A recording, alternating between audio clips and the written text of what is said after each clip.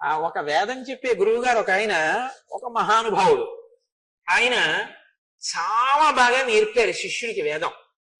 ఆయన ఒకసారి నాతో అన్నారు, వీడికి ఇంత కష్టపడి ఎందుకు నేర్పానో తెలుసా కోటేశ్వరారు వేదం? వీడిని సైకిల్ మీద కూర్చోబెట్టుకుని నేను ఆయాస పడుతున్నప్పుడు నా ఊపిరి వాడికి తగిలేటట్టుగా తీసుకెళ్లి పచ్చి గంగ ముట్టుకోకుండా వీడికి సూర్య నమస్కారాలు నేర్పాను. ఎవరో కాదు, మొన్న ఇక్కడ పూజలు చేయించిన సుబ్రహ్మణ్య శర్మ గారికి వారికి గురువు గారు కృష్ణావధానులు గారు నేర్పారు. ఎందుకు నేర్పానో తెలుసా వీడికి ఇవన్నీ? ఓసారో పల్లెటూరు వెళ్ళాం వీడి చిన్నతనంలో పూజ చేయించడానికి. వాళ్ళు, అయ్యా మీరు విడిదిలో భోజనంలో వేసుకోండి అని ఇంత ఆవు నీతి సీసా పట్టుకొచ్చి ఇచ్చారు. వీడన్నాడు చిన్నతనంలో, గురువుగారు ఇంత ఆవు నెయ్యి దొరికితే హోమం చేయడానికి బాగుంటుంది కదండి అన్నాడు. వీడికి ఇటువంటి బుద్ధి ఉందని మంత్రభాగం నేర్పానండి అన్నాడు. ఎంత గొప్ప మాట చూడండి. నిజంగా ఒక శిష్యుడికి నేర్పడానికి ఆయన తీసుకున్న ప్రమాణానికి నేను ఎంత సంతోషించానో నిజంగా. కాబట్టి సంపన్నతరగోరసాహ, ఆ ఆవులు సమృద్ధిగా పాలు పెరుగు అన్ని దొరుకుతున్నాయి. ఆవుల వలన పాలు దొరికితే అన్ని దొరికినట్టే. విచరంతి మహీపాల యాత్రాస్థా విజిగీషవ. ఈశ్వరుడు ఎంత గొప్పగా ఈ సృష్టి చేశాడు అన్నదాన్ని మీరు అవగతం చేసుకోవడానికి అదొక మంచి అవకాశం. మొట్టమొదట్లో ఈ సృష్టి యందు చతుర్ముఖ బ్రహ్మగారు కొంతమంది ప్రజాపతుల్ని సృష్టి చేశాడు. వాళ్ళందరూ బ్రహ్మగారి యొక్క మానసపుత్రులు. వాళ్ళు కర్దముడు, విక్రీతుడు, శేషుడు, సంశ్రయుడు, స్థాణువు, మరీచి, అత్రి, క్రతువు, పులశ్చుడు, అంగిరసుడు, ప్రచేతసుడు, పులహుడు, దక్షుడు, వివస్వంతుడు, కశ్యపుడు. వీళ్ళు ప్రజాపతులు. ఈ ప్రజాపతులందరినీ ఆయన ఏమన్నాడంటే, మీరు ఈ లోకంలో అనేక రకములైనటువంటి సంతానములు వృద్ధి పొందేటట్టుగా మీ మీ యొక్క తేజస్సులను వినియోగించండి అన్నాడు. ఇందులో దక్ష ప్రజాపతికి 60 మంది కుమార్తెలు. దక్ష ప్రజాపతి యొక్క 60 మంది కుమార్తెలలో 8 మంది కుమార్తెల్ని కశ్యప ప్రజాపతి వివాహం చేసుకున్నారు. ఆ 8 మంది పేర్లు అదితి, దితి, ధనువు, కాళిక, తామ్ర, క్రోధవశ, మను అనవ. 8 భార్యలు. ఈ 8 భార్యల యందు కూడా కశ్యపుడు ఏం చెప్పాడంటే, మీరు ఉత్తమమైనటువంటి సంతానాన్ని వృద్ధి చెయ్యండి. కానీ అందులో ఆయన మాట విన్నవాళ్ళు కొందరు, వినని వాళ్ళు కొందరు.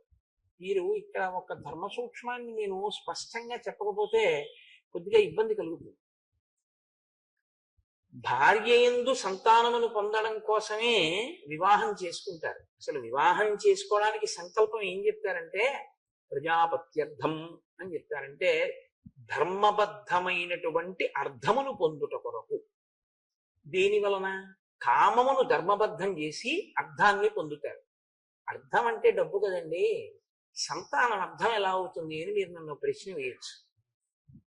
కామము ధర్మబద్ధమై భార్య యందు ప్రసరిస్తే, అలా ప్రసరించినటువంటి ధర్మబద్ధమైన కామము చేత కలిగినటువంటి అర్థమునకే సంతానము, కొడుకు లేదా కూతురు. ప్రత్యేకించి కొడుకుకి ఆ అర్థం బాగా అన్వయం అవుతుంది అంటారు. ఎందుచేత అంటే, తను సంధ్యావందనం చెయ్యలేని పరిస్థితి ఏర్పడినప్పుడు కొడుకు సంధ్యావందనం చేస్తాడు. తండ్రి పేరు మీద సంధ్యావందనం చేయడానికి అధికారం కొడుకు ఒక్కడికే ఉంటుంది. కాబట్టి కొడుకు ఆ సంధ్యావందనం చెయ్యొచ్చు. మంచాన పడిపోయి ఉన్న సంధ్యావందనం మానడానికి వీల్లేదు శాస్త్రంలో. మృత్యుముఖంలో ఉండి మంచంలో ఉండిపోయాడు అనుకోండి, ఏది మానకూడదు అంటే సంధ్యావందనం మాత్రం మానడానికి వీల్లేదు, చెయ్యాలి. అప్పుడు కూడా చెయ్యాలి. అందుకే చస్తుంటే సంధ్యమంత్రం అండి అని ఒక సామెత వచ్చింది. చచ్చిపోతున్నా కూడా ఆ సూర్యోదయ సూర్యాస్తమయాలు ఆయా కాలముల యందు సంధ్యావందనం చేయవలసింది. మరప్పుడు తండ్రి గారికి అసలు ప్రాణంతో ఉన్నాడు తప్ప సంధ్యావందనం చేసేటటువంటి స్థితి కాదు. మరి ఎవరిప్పుడు గట్టెక్కించాలి అంటే, కొడుకు ఉండాలి అని కోరుకునేది ఎందుకంటే 2 కారణాలకి కొడుకు ఉండాలని కోరుకుంటారు. ఈ 2 కారణాలకి కొడుకు లేకపోతే అసలు కొడుకు అన్నవాడు ఉండడం వల్ల శాస్త్రీయమైన ప్రయోజనం ఏమీ నెరవేరదు. వాడు నాన్నగారి డబ్బులు పుచ్చుకోవడానికి కొడుకు అయితే అంతకన్నా అసహ్యకరమైన విషయం లోకంలో ఇంకోటి లేదు. 2 ప్రధాన ప్రయోజనాలు ఉంటాయి. 3వ ప్రయోజనం ఒకటి ఉంటుంది. దాన్ని కోరుకోకుండా ఉండడమే మంచిది. ఎవడికి వాడు తరించే ప్రయత్నం చేయాలి కొడుకు మీద ఆధారపడిపోవడం కన్నా. మొదటి 2 ప్రయోజనాలుగా ఏం చెప్పవలసి ఉంటుందంటే, ఒకటి, తను సంధ్యావందనం చెయ్యలేని స్థితి కలిగితే, అంటే సంధ్యావందనం చేసేటటువంటి అధికారం ఉన్నవారై ఉన్నప్పుడు కొడుకు తండ్రి పేరు మీద సంధ్యావందనం చెయ్యవలసి ఉంటుంది. అలా చేస్తాడు వాడు అని కొడుకుని కనాలని కోరుకుంటారు. రెండవది దేనికి అంటే, తన ఇంట్లో ఉండేటటువంటి సింహాసనానికి అర్చన ఆగిపోకూడదు. తనతో అర్చన ఆగిపోయింది అనుకోండి, తన తర్వాత ఆ సింహాసనం ఏమవ్వాలి? ఇంకా ఆ గోత్రనామాలతో అర్చన చేసేవాళ్ళు ఎవరు లేరు, కొడుకులు లేరు. కాబట్టి ఆ సింహాసనానికి అర్చన ఆగిపోతుంది అక్కడతోటి. కాబట్టి పరంపరాగతంగా వస్తున్నటువంటి సింహాసనానికి అర్చన ఆగిపోకుండా ఉండడం కోసం కొడుకు కావాలి అని కోరుకుంటారు. మూడవ ప్రయోజనం, అనుషంగిక ప్రయోజనం, దానికి పెద్ద విలువ ఇవ్వద్దు అని నేను మీతో మనవి చేయడానికి ఒక కారణం ఉంది. మూడవది, ఆయన పుత్రుడై ఉంటాడు అని నమ్మాలి. ఎందుకంటే తండ్రి శరీరం పడిపోయిన తర్వాత ఆయన గయ వెళ్ళి శ్రాద్ధం పెడతాడు అని. కానీ వాడు పెడతాడు అని మీరు నమ్ము కూర్చుంటే వాడు పెట్టకపోతే, కాబట్టి మనం ఓపిక ఉండగా మనం జాగ్రత్త పడ్డం మనకి మంచిది. వాడు పెడితే మంచిది, పెట్టకపోయినా మనంతటా మనం జాగ్రత్త పడ్డం మంచిది. దంతంబుల్ పడనప్పుడే, తనువు ఎందారూఢి ఉన్నప్పుడే, కాంతాసంగము రోయనప్పుడే, జరాక్రాంతంబు కానప్పుడే, వింతల్ మేన చెరించునప్పుడే, కురుల్ వెల్వెల్ల కానప్పుడే, చింతింపన్వల మీ పదాంబుజములన్ శ్రీకాళహస్తీశ్వర అంటాడు ధూర్జటి. నిజంగా ధూర్జటి కాళహస్తీశ్వర శతకం లాంటి గ్రంథం అద్భుతం. ఎవరైనా ఈశ్వరుణ్ణి స్తోత్రం చేస్తారు, ధూర్జటి అలా కాదు. ఈశ్వరుడి దగ్గరికి వెళ్ళి తన బలహీనతలు చెప్పుకున్నాడు. ఈశ్వర, నన్ను ఎలా గట్టెక్కిస్తావయ్యా అన్నాడు. వివిధ సందర్భాలలో మనిషికి ఉండేటటువంటి బలహీనతలు ఈశ్వరుడి దగ్గరికి వెళ్ళి చెప్పడం మీరెవరి విషయంలో చూడరు. ఈశ్వరుడి దగ్గర కూడా తను చాలా పవిత్రుడిగా నటిస్తాడంతే తప్పు చేసి. ధూర్జట అలా కాదు, ఈశ్వరుడి దగ్గరికి వెళ్ళి తన తప్పు చెప్పుకున్నాడు. ఎంత గొప్పగా చెప్పుకున్నాడంటే, వేశ్యల యొక్క సుఖాన్ని అనుభవించి అనుభవించి వాళ్ళు గిల్లితే ఈ శరీరం అంతా కాయలు కాసింది ఈశ్వర. అయినా నాకు ఇంకా కామం తీరలేదు, ఈ కామం తీరేటట్టుగా నువ్వు నన్ను అనుగ్రహించవా అన్నాడు. తమ కంబొప్ప పరంగనాజనుల పరద్రవ్యంబులను మృత్యులింగ మహోద్యోగము చేయునెం మనము, దానిం పట్టి వైరాగ్య పాశంబులం చుట్టి బిగించి నీ చరణ స్తంభంబులను కట్టివైచి ముదం వెన్నడు కల్గజేయ కదవో శ్రీకాళహస్తీశ్వర అంటే. ఏమి పద్యాలో, ఒక్కొక్క పద్యం అమృత భాండం నిజంగా. అందులో నాకైతే చాలా గొప్పగా అనిపించేది ఏమిటంటే, ఆయనకి ఎంత తత్వం అర్థమైందో కానీ నిజంగా, ఆలంచును మెడకట్టి దానికి అపత్య శ్రేణి కల్పించి బాలవ్రాతము నిచ్చిపుచ్చుకొని సంబంధంబు కావించి అంటాడు. ఈశ్వర, నన్ను ఇలా కట్టేశావయ్యా, ఎంత చమత్కారంగా కట్టావంటే. సరే, ఇప్పుడు మళ్ళీ కాళహస్తీశ్వర శతకంలోకి లోపలికి ఎందుకు కానండి. కాబట్టి ఇప్పుడు కొడుకులు ఉండాలి అని కోరుకోవలసినటువంటి అవసరం ఎందుకు కలుగుతుంది అని మీకు నేను చెప్పాను. అయితే ప్రజాపత్యర్థం అని కదా అడుగుతాం, బిడ్డల కొరకు కదా. కామాన్ని ధర్మబద్ధం చేసి అర్థంగా సంతానాన్ని పొందుతాం, ఎందుకంటే వాడు ఇదిగో ఈ ఉద్ధరణ చేస్తాడు అని. కానీ వాడలా చేయకపోతే అది వేరు విషయం.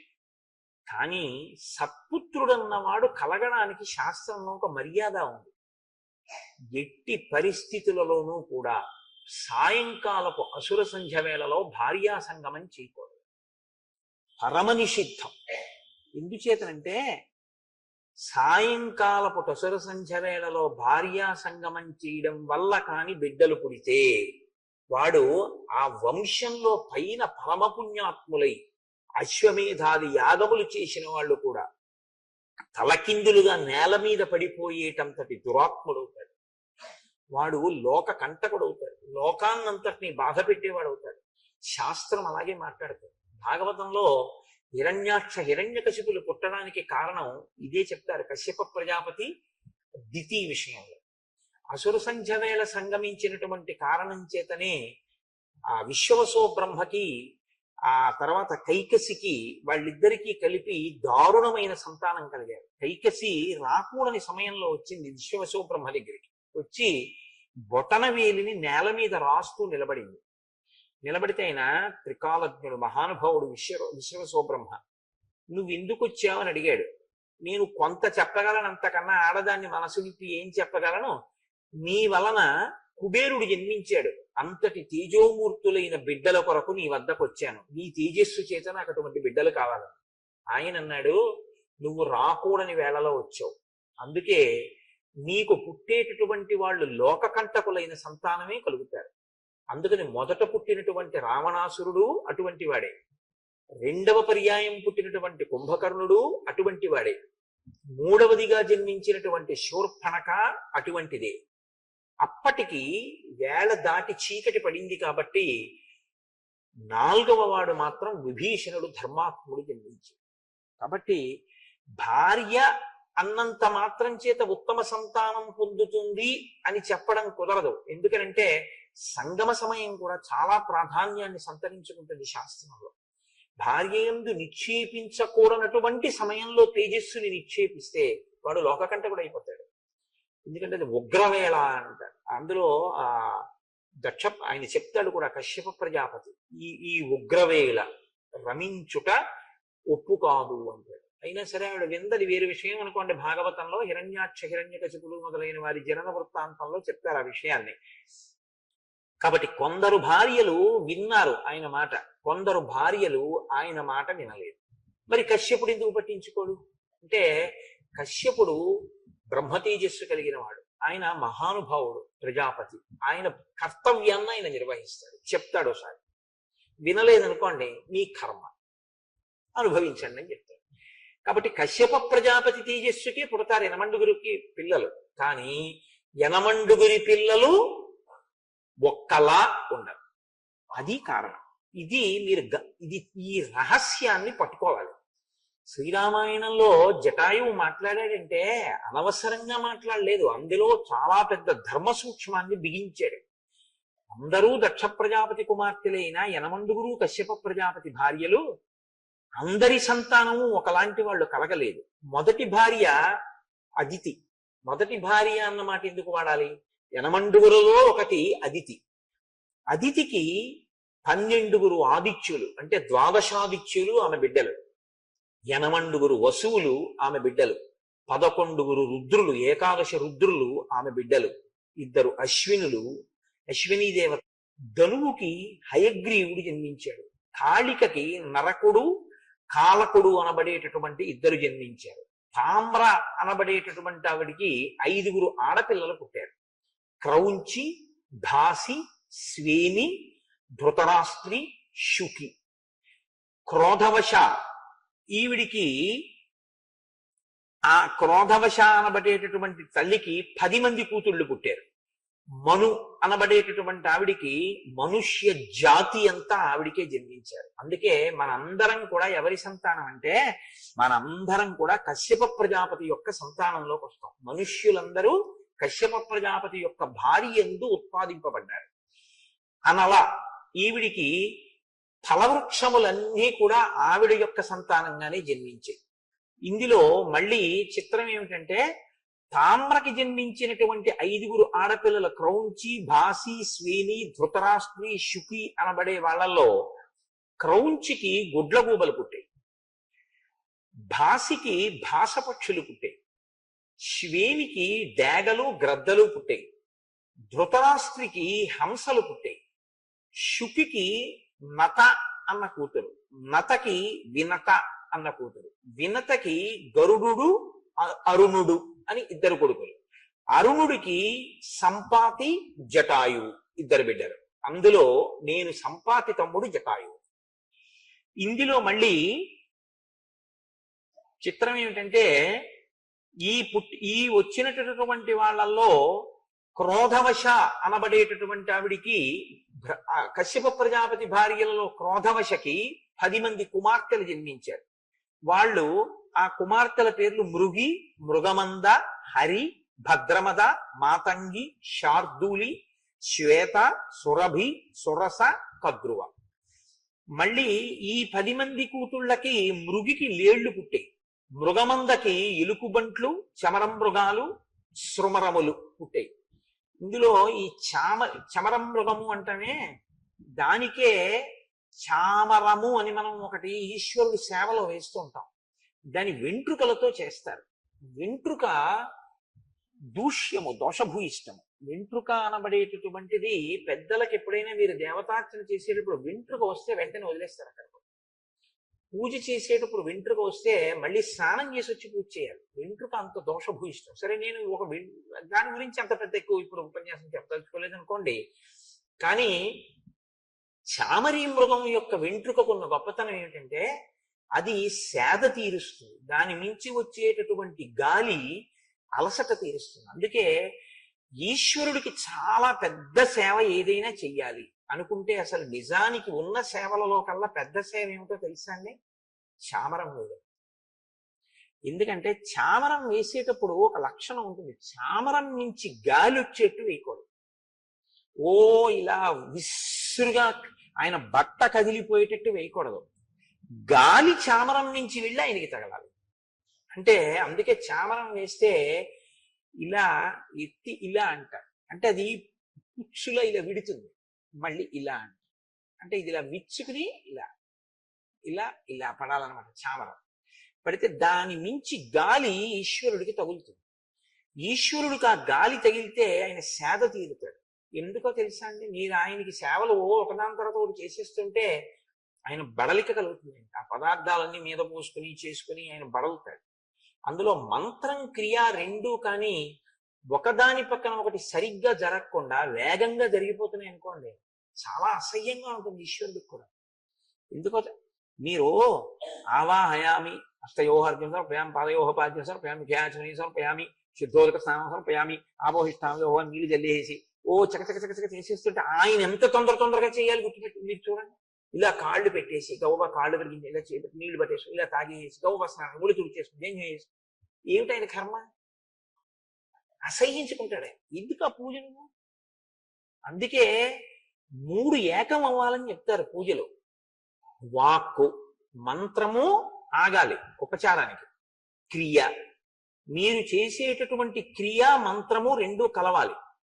వాక్కు మంత్రము, వాక్యే మంత్రము నోటితో పలుకుతాం కాబట్టి మంత్రము, మీరు చేసేటటువంటి ఉపచారము, ఉపచారమునకు అనుగుణంగా పడవలసినటువంటి పదార్థం. ఎలా పడాలో అలా పడాలి పదార్థం. అభిషేకం చేస్తున్నానని చెప్పి ఉద్ధరిని పెట్టి చేయకూడదు. అభిషేకం చేస్తే ధారగానే చెయ్యాలి. అందుకే ధారాపాత్ర పెడతారు. అంతేగాని ఉద్ధరిళ్ళు పట్టుకుని నీళ్లు పోయకూడదు. ఈశ్వరుడికి అభిషేకం జరుగుతుంటే ధార కిందే పోయాలి. కాబట్టి ఏది ఎలా చెయ్యాలో అలా చేసి మీరు ఇక్కడ చూడాలి. ఈశ్వరుని యొక్క ఉపచారాన్ని ఇక్కడ చూస్తే మంత్రం ఆగుతుంది. ఇక్కడ మీరు చూడలేదనుకోండి, మంత్రం ఆగలేదు అంటే కారణం ఏంటంటే వాడికి అసలు లోపల వాడు చూడటం లేదు అని గుర్తు. వాడు యాంత్రికంగా మంత్రం చెప్తున్నాడని గుర్తు. అంటే అతనికి అసలు ఏమి దాని మీద శ్రద్ధ లేదు అని గుర్తు. ఏమిటో తెలుసా అండి? ఎక్కడ దొరికిపోతుందో తెలుసా మంత్రం? నైవేద్యం దగ్గర దొరికిపోతుంది. ఎందుకంటే మీరు నైవేద్యం పెట్టారనుకోండి, మధ్యే పానీయం సమర్పయామి అని ఒక మంత్రం ఉంది. మధ్యే పానీయం సమర్పయామి అంటే ఏమిటి అర్థం? మధ్యలో నీళ్లు తాగు అని. స్వామి వెక్కిళ్ళు వస్తాయి గబగబా తినకండి, కొంచెం మధ్యలో నీళ్లు పుచ్చుకోండి. మధ్యలో నీళ్లు పుచ్చుకోండి అని మీరు చెప్తే మీరు ఉద్ధరిడితో నీళ్లు విడిచిపెట్టి ఏం చేయవలసి ఉంటుంది? ఆగాలి. ఎందుకు ఆగాలి? అయిపోలేదు భోజనం. ఆయన మంచినీళ్ళు తాగి మళ్ళీ తింటారు పెరుగు అన్నం. అంటే మీకు ఇక్కడ కనపడాలి ఇంకా ఆయన తింటున్నారు అన్న విషయాన్ని మీరు అనుభవించాలి. అయిపోయింది భోజనం. ఇప్పుడు ఉత్తరాపోసనం సమర్పయామి. ఉత్తరాపోసనం సమర్పయామి తాగాలా? కనీసం ఇలా నోటి దగ్గర పెట్టుకుని 2 గుటకలు వేయడం అన్నా మీకు కనపడాలా? ఆ తాగడం కనపడితే మీరు ధ్యానావస్థ యందు మమీకం చెందుతారు. ఒక బంగారు పాత్రలో మీరు శుద్ధ జలాన్ని ఇస్తే ఈశ్వరుడు ఇలా పట్టుకున్నాడు అనుకోండి, ఆయన వేళ్ల మీద ఉంగరాల మెరుపులు మీకు బంగారు పాత్ర మీద కనపడాలి. ఆయన ఇలా నోట్లో పెట్టుకుంటే ఆయన కింది పిరివి మీకు కనపడాలి. ఎందుకంటే మీరు చూడండి, మీరు ఎప్పుడైనా మీ బిడ్డలకి మంచినీళ్ళు ఇచ్చి చూడండి, ఇలా నోట్లో పెట్టుకు తాగుతుంటే తలెత్తుతారు. ఇలా తలెత్తినప్పుడు మీరు చూస్తే కింది పెరివి కనపడుతుంది. తాగేటప్పుడు ఎప్పుడూ కూడా కింది పెరివి తడుస్తూ ఇక్కడ కదలిక కనపడుతుంది, గుటకలు పడుతుంది. అది మిమ్మల్ని దర్శనం చేయమని ఆ మంత్రానికి అర్థం. ఉత్తరాపోసనం సమర్పయామి. అప్పుడు ఆయన గ్లాస్ అక్కడ పెట్టేశారు. ఇప్పుడు హస్తవు ప్రక్షాళయామి. చెయ్యి ఎంగిలే ఇంగి నీళ్లు తాగితే నీళ్లు పొయ్యాలి. పాదవు ప్రక్షాళయామి, కాళ్ళ మీద పొయ్యాలి. శుద్ధ ఆచమనీయం సమర్పయామి, మళ్ళీ తాగమనాలి. ఇక్కడ చిత్రం ఏమిటో తెలుసా అండి? మీకు శ్రద్ధ ఉందో లేదో మీరే మీకు మీరు తీర్పు చెప్పడం కోసమని ఒక మంత్రాన్ని వదిలేసింది శాస్త్రం. ఏ మంత్రమో తెలుసా? మీరు చేతులు తుడవాలి, కాళ్ళు తుడవాలి. కాళ్ళు కడుక్కుని చేతులు కడుక్కున్న తర్వాత తుడుచుకోమని తువ్వాలి ఎవరు? మీరు దర్శనం చేసిన వారైతే ఓసారి ఉత్తరీయం తీసి ఇలా అంటారు. అన్నాడు అంటే పూజలో నిష్టలో చేస్తున్నాడని గుర్తు. మంత్రం పరుగు ఇది పరుగు చేశాడంటే అసలు ఆయన విగ్రహం ఏదో పెడుతుంది, తినేదే మళ్ళీ ప్రసాదం అనుకుంటున్నాడని గుర్తు. అంటే ఆ పూజ స్వీకరింపబడలేదు. ఒక తంతు అంటారు దాన్ని, ఒక తంతు చేశాడు తప్ప అది పూజ కాదు. ఎందుకంటే 3 ఏకీకృతం కాలేదు పూజలో. నిజంగా ఏకీకృతం ఎక్కడవుతుందో అక్కడికే ఈశ్వరుడు వచ్చి తీసుకుంటాడు. కాబట్టి ఈ స్థితి కల్పింపబడితే ఆరాధన యందు ఈశ్వరుని యొక్క అనుగ్రహం మనకి కలుగుతుంది. అందులో ఆయన బడలిక పొందుతుంటాడు మనం చేసిన సేవకి. ఆ బడలిక తీరడానికి చామరము అనబడేటటువంటి దాంతో ఒకసారి ఆ గాలి ఆయన మీదకి వెళ్ళేటట్టు విసురుతారు. అందుకని చామరీ మృగము యొక్క వెంట్రుకలకు మాత్రమే ఆ శక్తి ఉంది. అందుకని ఆ చామరీ మృగంగా పుట్టడం చాలా అదృష్టం. అది ఈశ్వరుడి సేవకు వెడతాయి దాని వెంట్రుకలు. ఇప్పుడు ఈ చమరం మృగములు ఎవరికి పుట్టేట? మృగమంద అనబడేటటువంటి కశ్యప ప్రజాపతి యొక్క ఒక భార్య అయిన క్రోధవశ అన్నావిడికి పుట్టిన 10 మంది కూతుళ్లలోని 2వ కూతురు యొక్క బిడ్డలు ఈ చామరీ మృగములు. ఈ సృష్టిలో చాలా కశ్యప ప్రజాపతి యొక్క అనుగ్రహమే. హరి అన్న అమ్మాయికి సింహములు బలమైన కోతులు పుట్టే, అందుకే హరీశ్వర అంటుంటారు. భద్రమద ఈవిడికి ఇరావతి అన్న కూతురు పుట్టింది. ఈ ఇరావతికి ఐరావతము అనబడేటటువంటి కొడుకు పుట్టాడు. మాతంగి ఈవిడికి ఏనుగులు పుట్టాయి, అందుకే మాతంగములు అంటుంటారు. శార్దూలి ఈవిడికి పెద్ద పులులు కొండముచ్చులు పుట్టాయి. శ్వేత ఈవిడికి దిగ్గజములు పుట్టాయి, అంటే భూమిని మోసేటటువంటి ఏనుగులు అన్ని దిక్కుల్లో ఉండేవి. సురభి ఈవిడికి రోహిణి గంధర్వి అని 2 ఆడపిల్లలు. ఈ రోహిణికి గోవులు పుట్టాయి, గంధర్వికి అశ్వములు పుట్టాయి. ఈ మాటలు చెప్తున్నప్పుడండి గోశాలతో సహా అన్ని సంతోషిస్తాయి. ఎందుకంటే సృష్టి ఎలా జరిగిందో చెప్తున్నారు. సురస అనేక శిరస్సులు కలిగినటువంటి నాగులు జన్మించాయి ఈవిడికి.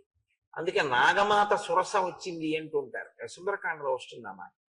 కద్రువ సాధారణ సర్పములు జన్మించాయి.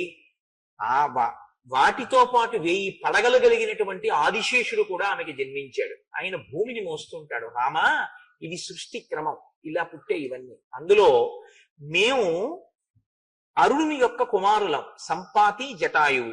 సంపాతి నా అన్నగారు, జటాయువు నేను తమ్ముణ్ణి. నేను మీ నాన్నగారు అయినటువంటి దశరథ మహారాజు గారి యొక్క స్నేహితుణ్ణి. నేను ఎందుకు ఇప్పుడు నీ దగ్గరికి వచ్చానో తెలుసా? నువ్వు దండకారణ్యంలోకి ప్రవేశించావు. ఇదం హి దుర్గం కాంతారం మృగరాక్షస సేవితం సీతాంచ తాత రక్షిష్యే త్వయి యాతే సలక్ష్మణే. ఎంత త్రికాలవేదులై చెప్పారో వాళ్ళు. ఆయన ఎంత గొప్ప మాట. ఇప్పటి వరకు మీరు రామాయణాన్ని చూస్తే రాముడు ఎప్పుడూ సీతమ్మ దగ్గర లక్ష్మణుణ్ణి ఉంచకుండా తాను వెళ్ళాడు. ఒకవేళ లక్ష్మణుడు వెడితే రాముడు ఉంటాడు. సీతమ్మ పక్కన రాముడో లక్ష్మణుడో లేకుండా సీతమ్మ ఒక్కతే ఉండడం అన్నది లేనే లేదు. కానీ ఆయన అంటున్నాడు, జటాయువు నీవు లక్ష్మణ సహితుడవై వెళ్ళిపోవలసిన పరిస్థితి వస్తే సీతమ్మని నేను కాపాడతాను. వచ్చేస్తుంది అరణ్యకాండలోనే. ఒక రోజు 2 రోజులు వచ్చేస్తుంది సందర్భం. ప్రతి వాళ్ళు ఒక రాబోయే సందర్భాన్ని చెప్పేస్తున్నారు. కాబట్టి ఇప్పుడు రామసేవ యందు తరించడానికి వస్తున్నాడు జటాయువు. నా స్నేహితుడికి ఇంత గొప్ప కొడుకు పుట్టాడు. ఆయన కోరుకున్నది ఏమిటో తెలుసా అండి? దీన్ని బట్టి రాముడి చేతుల మీదుగా నా అంత్యేష్టి సంస్కారం జరగాలి. రాముడు కృష్ణుడు కూడా ఈ లోకానికి ఒక గొప్ప ధర్మాన్ని ఉపదేశించారు. మీరు జాగ్రత్తగా చూస్తే అనాథ ప్రేత సంస్కారం చేశారు వాళ్ళు. రాముడు జటాయువుకి సమంత్రకంగా దహనక్రియ చేశారు. అలాగే కృష్ణ పరమాత్మ కూడా చేశారు భాగవతంలో. కాబట్టి రామకృష్ణులు ఇద్దరూ కూడా అనాథ ప్రేత సంస్కారం అన్నది ఎంత గొప్పదో, మనం చెయ్యవలసినటువంటి చాలా గొప్ప ధర్మాల్లో అది ఎంత గొప్పదో మనకి చూపించాడు. కాబట్టి రామ, నేను పెద్దవాడిని అయిపోయాను, ఎలాగో వెళ్ళిపోతాను, వెళ్ళిపోయింది ఏదో నీ సేవలో వెళ్ళిపోతాను, వెళ్ళిపోయి రామాయణాన్ని రావణుడు సీతాపహరణం చేస్తే ఈ వార్తని చెప్పేటటువంటి ఏకైక సాక్షిగా మిగిలి నీ సేవలో నేను మరణిస్తాను, నీ వలన అంత్యేష్టి సంస్కారాన్ని పొందుతాను అని జటాయువు సంకల్పం చేసుకున్నాడు. లేకపోతే ఈ మాట ఎందుకు వస్తుంది నోటి వెంట? నీవు లక్ష్మణ సహితుడవై వెళ్ళిపోతే నేను సీతమ్మని కాపాడతాను, కాబట్టి నేను కూడా మీతో ఉంటాను అంటే సతత్ర సీతాం పరిదాయ మైథిలీం సహైవ తేనాతి బలేన పక్షిణ జగామతాం పంచవటీం సలక్ష్మణో రిపూందిదక్షన్ శలభా నివానవః. శ్రీరాముడు పంచవటికి వెళ్ళి సీతమ్మ తల్లి యొక్క రక్షణ బాధ్యతని జటాయువు యందు పెట్టేట. ఓ జటాయు పక్షి, నీవు సీతమ్మ తల్లి యొక్క రక్షణ ఏమరపాటు లేకుండా జాగ్రత్తగా చూస్తుండు అని మహర్షి అంటారు. రిపూందిదక్షన్ శలభా నివానవః. ఇంకా అగ్నిహోత్రంలోకి వచ్చి మిడతలు ఎలా పడిపోతాయో అలా రాక్షసులు తెగటారిపోయేటటువంటి సమయం ఆసన్నమై రాముడు ఆ అక్కడ ఉన్నటువంటి ఆ పర్ణశాలని, ఆ ఆశ్రమ ప్రాంతాన్ని, పంచవటి ప్రాంతాన్ని చేరుకున్నాడు అంటారు. ఇప్పుడు ఋతువు మారింది, అక్కడ పర్ణశాల నిర్మాణం చేసుకోవాలి. ఆ పర్ణశాల నిర్మాణం చేసుకోవలసినటువంటి పంచవటి ప్రాంతాన్ని చేరి రాముడు అంటాడు, ఒక ప్రాంతాన్ని చూడగానే అది అసలు నివాసయోగ్యమైనటువంటి ప్రదేశం ఎలా ఉండాలో చెప్తాడు రాముడు. అసలు రామాయణంలో ఉండని ధర్మ సూక్ష్మం ఉండదండి. ఆయన అంటాడు, ఇక్కడ సర్పములు ఎక్కువగా తిరుగుతున్నాయి, మృగములు ఎక్కువగా తిరుగుతున్నాయి, రెండూ ప్రమాదకరమే. కాబట్టి ఇప్పుడు నలుచదరముగా ఉన్నటువంటి స్థలం మనకి కావాలి. నలుచదరంగా ఉన్న స్థలం మీద నువ్వు కట్టేటటువంటి పర్ణశాల లక్ష్మణ విశాలంగా ఉన్నది మనం కట్టుకోవాలి. ఎందుకో తెలుసా? విశాలంగా ఉంటే తప్ప రమతే యత్ర వైదేహి త్వమహం చైవ లక్ష్మణ తదృశో దృశ్యతాం దేశః సన్నికృష్ట జలాశయ. సీతమ్మ తల్లి ఆ పర్ణశాలలోనే తిరగాలి, ఆవిడ తిరగడానికి సరిపోవాలి ఆ పర్ణశాల, ఆవిడికి సౌకర్యంగా ఉండాలి. నేను తిరగాలి, నాకు సౌకర్యంగా ఉండాలి. నువ్వు తిరగాలి, నీకు సౌకర్యంగా ఉండాలి. వీటితో పాటు అగ్నిహోత్రం చేసుకునేటటువంటి అగ్నిశాలలు ఉండాలి. వేది అంటే దేవతార్చన చేయడానికి పెట్టుకోవలసినటువంటి వేదికా నిర్మాణం ఉండాలి. ఇల్లు కట్టుకోవడానికి స్థలం బాగుంది కదా అనుకుంటే నీళ్లు తెచ్చుకోవడానికి చాలా ఇబ్బంది కలిగే చోట ఇల్లు కట్టుకోకూడదు. ఎంత పెద్ద మాట అన్నాడో చూడండి. ఇల్లు కట్టుకుని మంచినీళ్లు మాత్రం రోజు ఎక్కడికో 5 కిలోమీటర్లు వెళ్ళి ఓ డబ్బాతో నీళ్లు తెచ్చుకోవలసినటువంటి స్థితి ఉందనుకోండి, ఆ ఇల్లు ఎంత బాగుండనివ్వండి, ఆ ఇంట్లో సుఖం ఉండదు. ఎందుకంటే తాగే నీరు దొరకకపోతే, స్నానం చేయడానికి నీళ్లు లేకపోతే ఇంకా ధర్మం ఏం నిలబడుతుందండి? సంధ్యావందనం ఎలా చేస్తారు మీరు? అర్ఘ్యం ఎలా ఇస్తారు? నేను మీతో ఒకసారి ప్రస్తావన చేశాను, ఈ నీటి యొక్క ఆ సౌకర్యం ఎందుకు ఉండాలని అంటుంటారు అన్న దాని గురించి. ఆ తిరుక్కురల్లో తమిళ కవి కూడా ఇదే ప్రతిపాదన చేస్తుంటారు ఆ నీటి గురించి. కాబట్టి రమతే యత్ర వైదేహి త్వమహం చైవ లక్ష్మణ తాదృశో దృశ్యతాం దేశః సన్నికృష్ట జలాశయ. నీళ్లు ఉండాలి. ఇంటి ముందు మామిడి చెట్టు, పనస చెట్టు, పున్నాగ చెట్టు, ఇటువంటి దేవతా వృక్షములు కొన్ని ఉండాలి. ఇంటి ముందు ఉండవలసినటువంటి చెట్లు కొన్ని ఉంటాయి, వాటిని దేవతా వృక్షములు అంటారు. వాటికి స్థల నిర్ణయం లేదు, అవి ఇక్కడ ఉండొచ్చా ఇక్కడ ఉండకూడదా అని లేదు, అవి దేవతా వృక్షములు, ఎక్కడైనా ఉండొచ్చు ఇంట్లో. అటువంటి చెట్లు ఉండాలన్నాడు. ఎందుకని? ఓ పుణ్యాహవాచనం చేసుకోవాలనుకోండి, మామిడి కొమ్మ కావాలి. ఇంట్లో ఓ శుభకార్యం అన్నారనుకోండి, ఓ మామిడి మంట కట్టుకోవాలి. ఓ వరలక్ష్మీ వ్రతం అనుకోండి, ఓ మామిడి తోరణం కట్టుకోవాలి.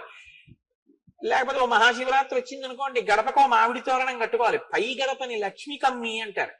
లక్ష్మీ కమ్మి అంటే ఇంట్లో ఉన్నటువంటి యజమాని యొక్క వైభవం ఎవరు నిర్ణయం చేస్తారంటే భార్య నిర్ణయం చేస్తుంది.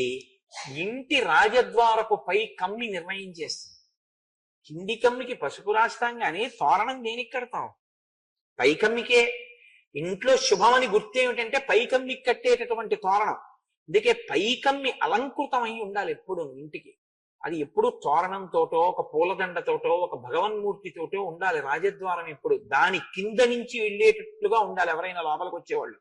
కాబట్టి లక్ష్మణ, మనకి ఈ సౌకర్యాలన్నీ ఉండేటట్టుగా చూడు, అటువంటి చోట ఇల్లు కట్టు అంటే లక్ష్మణుడు అన్నాడు, అయ్య బాబు ఇదేంటి, ఇవన్నీ ఎక్కడ చూడను, ఇవన్నీ ఎక్కడ కట్టను రామా, ఇదేమిటి ఇది అనలేదు. ఆయన అన్నాడు, పరమానస్మి కాకుత్స తయివర్ష శతం స్థితే స్వయంతు రుచిరే దేశే క్రియతామితి మామ్మద. రామ, మీరు 100 సంవత్సరములు కూడా సంతోషంగా అలాగే ఉండి నా చేత సేవలు అందుకోవాలి. నేనుగా ఇల్లు కట్టడం ఏమిటి, నేను ఎప్పుడూ నీ సేవకుడను. నీకు నచ్చిన ప్రదేశాన్ని చూపించి ఇలా కట్టు అని నువ్వు చెప్తే నీ సంకల్పము ఆ ఇల్లుగా వస్తుంది. ఇది నాకైతే అనిపిస్తుంది ఈ శ్లోకం గురించి. నేను ఒకనకొకప్పుడు ఇల్లు కట్టుకుని గృహప్రవేశం చేస్తే ఈ శ్లోకమే వేసుకున్నాను కూడా శుభలేఖ మీద. మనం ఇల్లు కట్టుకుంటున్నాం అంటాం. ఈశ్వర, నువ్వు నాకు ఈ స్థలాన్ని చూపించి ఒక ఇల్లు అనేటటువంటిది ఇక్కడ కట్టించి సంకల్పంలో స్వగృహే అని చెప్పుకునేటటువంటి అదృష్టాన్ని నాకు కల్పిస్తున్నావు. కానీ ఈ స్థలము, ఈ ఇల్లు నీవైనవి సేవకుడనైన నా చేత కట్టించి వీడు కట్టాడన్న కీర్తిని నాకు ఇప్పిస్తున్నావు. ఇది ఎంత గొప్ప మాట చూడండి. నిజంగా లక్ష్మణుడి యొక్క భక్తి మీకు అక్కడ కనపడుతుంది. అందుకనే ఆయన లక్ష్మణుడు అయ్యాడు. అంటే ఇలా కట్టు గదులు, ఇలా కట్టు పర్ణశాల. వెంటనే ఆయన ఆ గుణపం పట్టుకుని అదంతా గోతులు తీశాడు, వెదురు బొంగులు తీసుకొచ్చాడు, వెదురు బొంగులన్నీ నాటాడు, వెదురు బొంగులు అడ్డంగా కట్టాడు, తాళ్లతో బిగించాడు, దాని మీద పర్ణములు, జమ్మి ఆకులు, ఇలా చల్లగా ఉండేటటువంటి ఆకులన్నీ పెట్టాడు, దాని మీద పెద్ద ఆకులు వేశాడు, గోడలు మట్టితో మెత్తాడు, మట్టితో మెత్తినటువంటి గోడలతోటి చల్లగా ఉండేటట్టుగా ఇల్లు కట్టాడు. ఎందుకంటే భూమిని కాల్చి కట్టుకోవడం అన్నది మనకి సనాతన ధర్మంలో లేదు. భూమిని కాల్చకూడదు, భూమిని కాల్చి ఇటక తయారు చేసి కట్టమని శాస్త్రం లేదు. అలా కట్టుకోకూడదు, భూమి పట్ల దోషం అవుతుంది. అందుకే పూర్వం ఇళ్ళన్నీ మట్టితో అలుక్కోవడం, దాని మీద పేడతో అలుక్కోవడం, చక్కగా ముగ్గులు పెట్టుకోవడం అలా ఉండేవి పూర్వం. ఇప్పుడు అసలు చూద్దామన్నా ఎక్కడా కనపడలేదు. అంతవరకు ఎందుకు, తపస్సు చేసేవాళ్ళు కూడా అలాంటి ఇళ్లలో ఉండట్లేదు. అటువంటి పర్ణశాల మీకు తపస్సు చేసేవాళ్ళు కూడా ఉంటున్నారా అంటే, తపస్సు చేసేవాళ్ళు అలా ఉండేటటువంటి ప్రదేశాలు కూడా కనపడడం తక్కువ. శృంగేరిలో ఒకప్పుడు మహానుభావులు తపస్సు చేయడం కోసమని తుంగా నదిని దాటి అవతల వైపుకి వెళ్ళిపి అటువంటి పర్ణశాలలు కట్టుకుని అందులో తపస్సు చేశారు. కంచికామకోటి పీఠాధిపతులు చంద్రశేఖరేంద్ర సరస్వతి స్వామి ఎప్పుడు ఎక్కడ ఉన్నా ఇలాగే తాటాకులతోటే ఒక ఆచ్ఛాదన వేయించుకుని మట్టితో ఉన్న ప్రదేశంలోనే ఆయన ఉండి తపస్సు చేసేవారు, మౌనంలో ఉండి. మహాత్ములు ఉన్నారు, లేరని నేను అంటలేదు, ఇప్పటికీ ఉన్నారు. పెద్దలు మహానుభావులు అనుష్ఠించేటటువంటి వారు ఉన్నారు. కాబట్టి ఇప్పుడు ఆ పర్ణశాల నిర్మాణం పూర్తయిన తర్వాత ఆయన పరిగెత్తుకుంటూ గబగబా ఆ గోదావరి నది ఒడ్డుకు వెళ్ళి అక్కడి నుంచి పువ్వులు మొదలైనటువంటివన్నీ పట్టుకొచ్చాడు. సమీకృత తలాం రమ్యాం చకార లఘువిక్రమ నివాసం రాఘవస్యార్థే ప్రేక్షణీయమనుత్తమం. రాఘవుని కొరకు కట్టాడు ఆ ఇల్లు. తను రాఘవుడి సేవ కొరకు అక్కడ ఉన్నాడు. ఆ ఇల్లు తన కొరకు కాదు. పూర్తి చేసి సగత్వా లక్ష్మణ శ్రీమాన్ నదీం గోదావరీం తదా స్నాత్వా పద్మాని చాదాయ సఫల పునరాగత. గోదావరిలో స్నానం చేసి పువ్వులు మొదలైనవన్నీ పట్టుకొచ్చి వాస్తు పూజ చేస్తాడు. మొన్న అన్నాడుగా, ఎవరైతే చిరకాలము ఉండాలనుకుంటున్నారో, ఆయురారోగ్యములు కలగాలి అనుకుంటున్నారో అటువంటి వారు వాస్తు పూజ చెయ్యకుండా గృహప్రవేశం చెయ్యకూడదు. కాబట్టి వాస్తు పూజ చేస్తాను అలా చేస్తే చిరజీవిన అన్నాడు కదా అయోధ్యకాండలో, చాలా కాలం బ్రతికుంటారు ఆ ఇంట్లోకి వెళ్ళిన వాళ్ళని. కాబట్టి తత పుష్పబలిం కృత్వా శాంతించ యథావిధి దర్శయామాస రామాయ తదాశ్రమ పదం కృతం.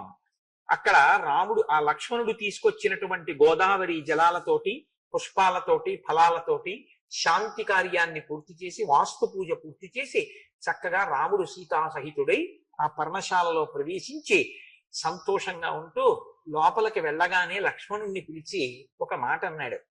భావజ్ఞేన కృతజ్ఞేన ధర్మజ్ఞేన చ లక్ష్మణ త్వయా పుత్రేణ ధర్మాత్మా న సంవృత్త పితామమ.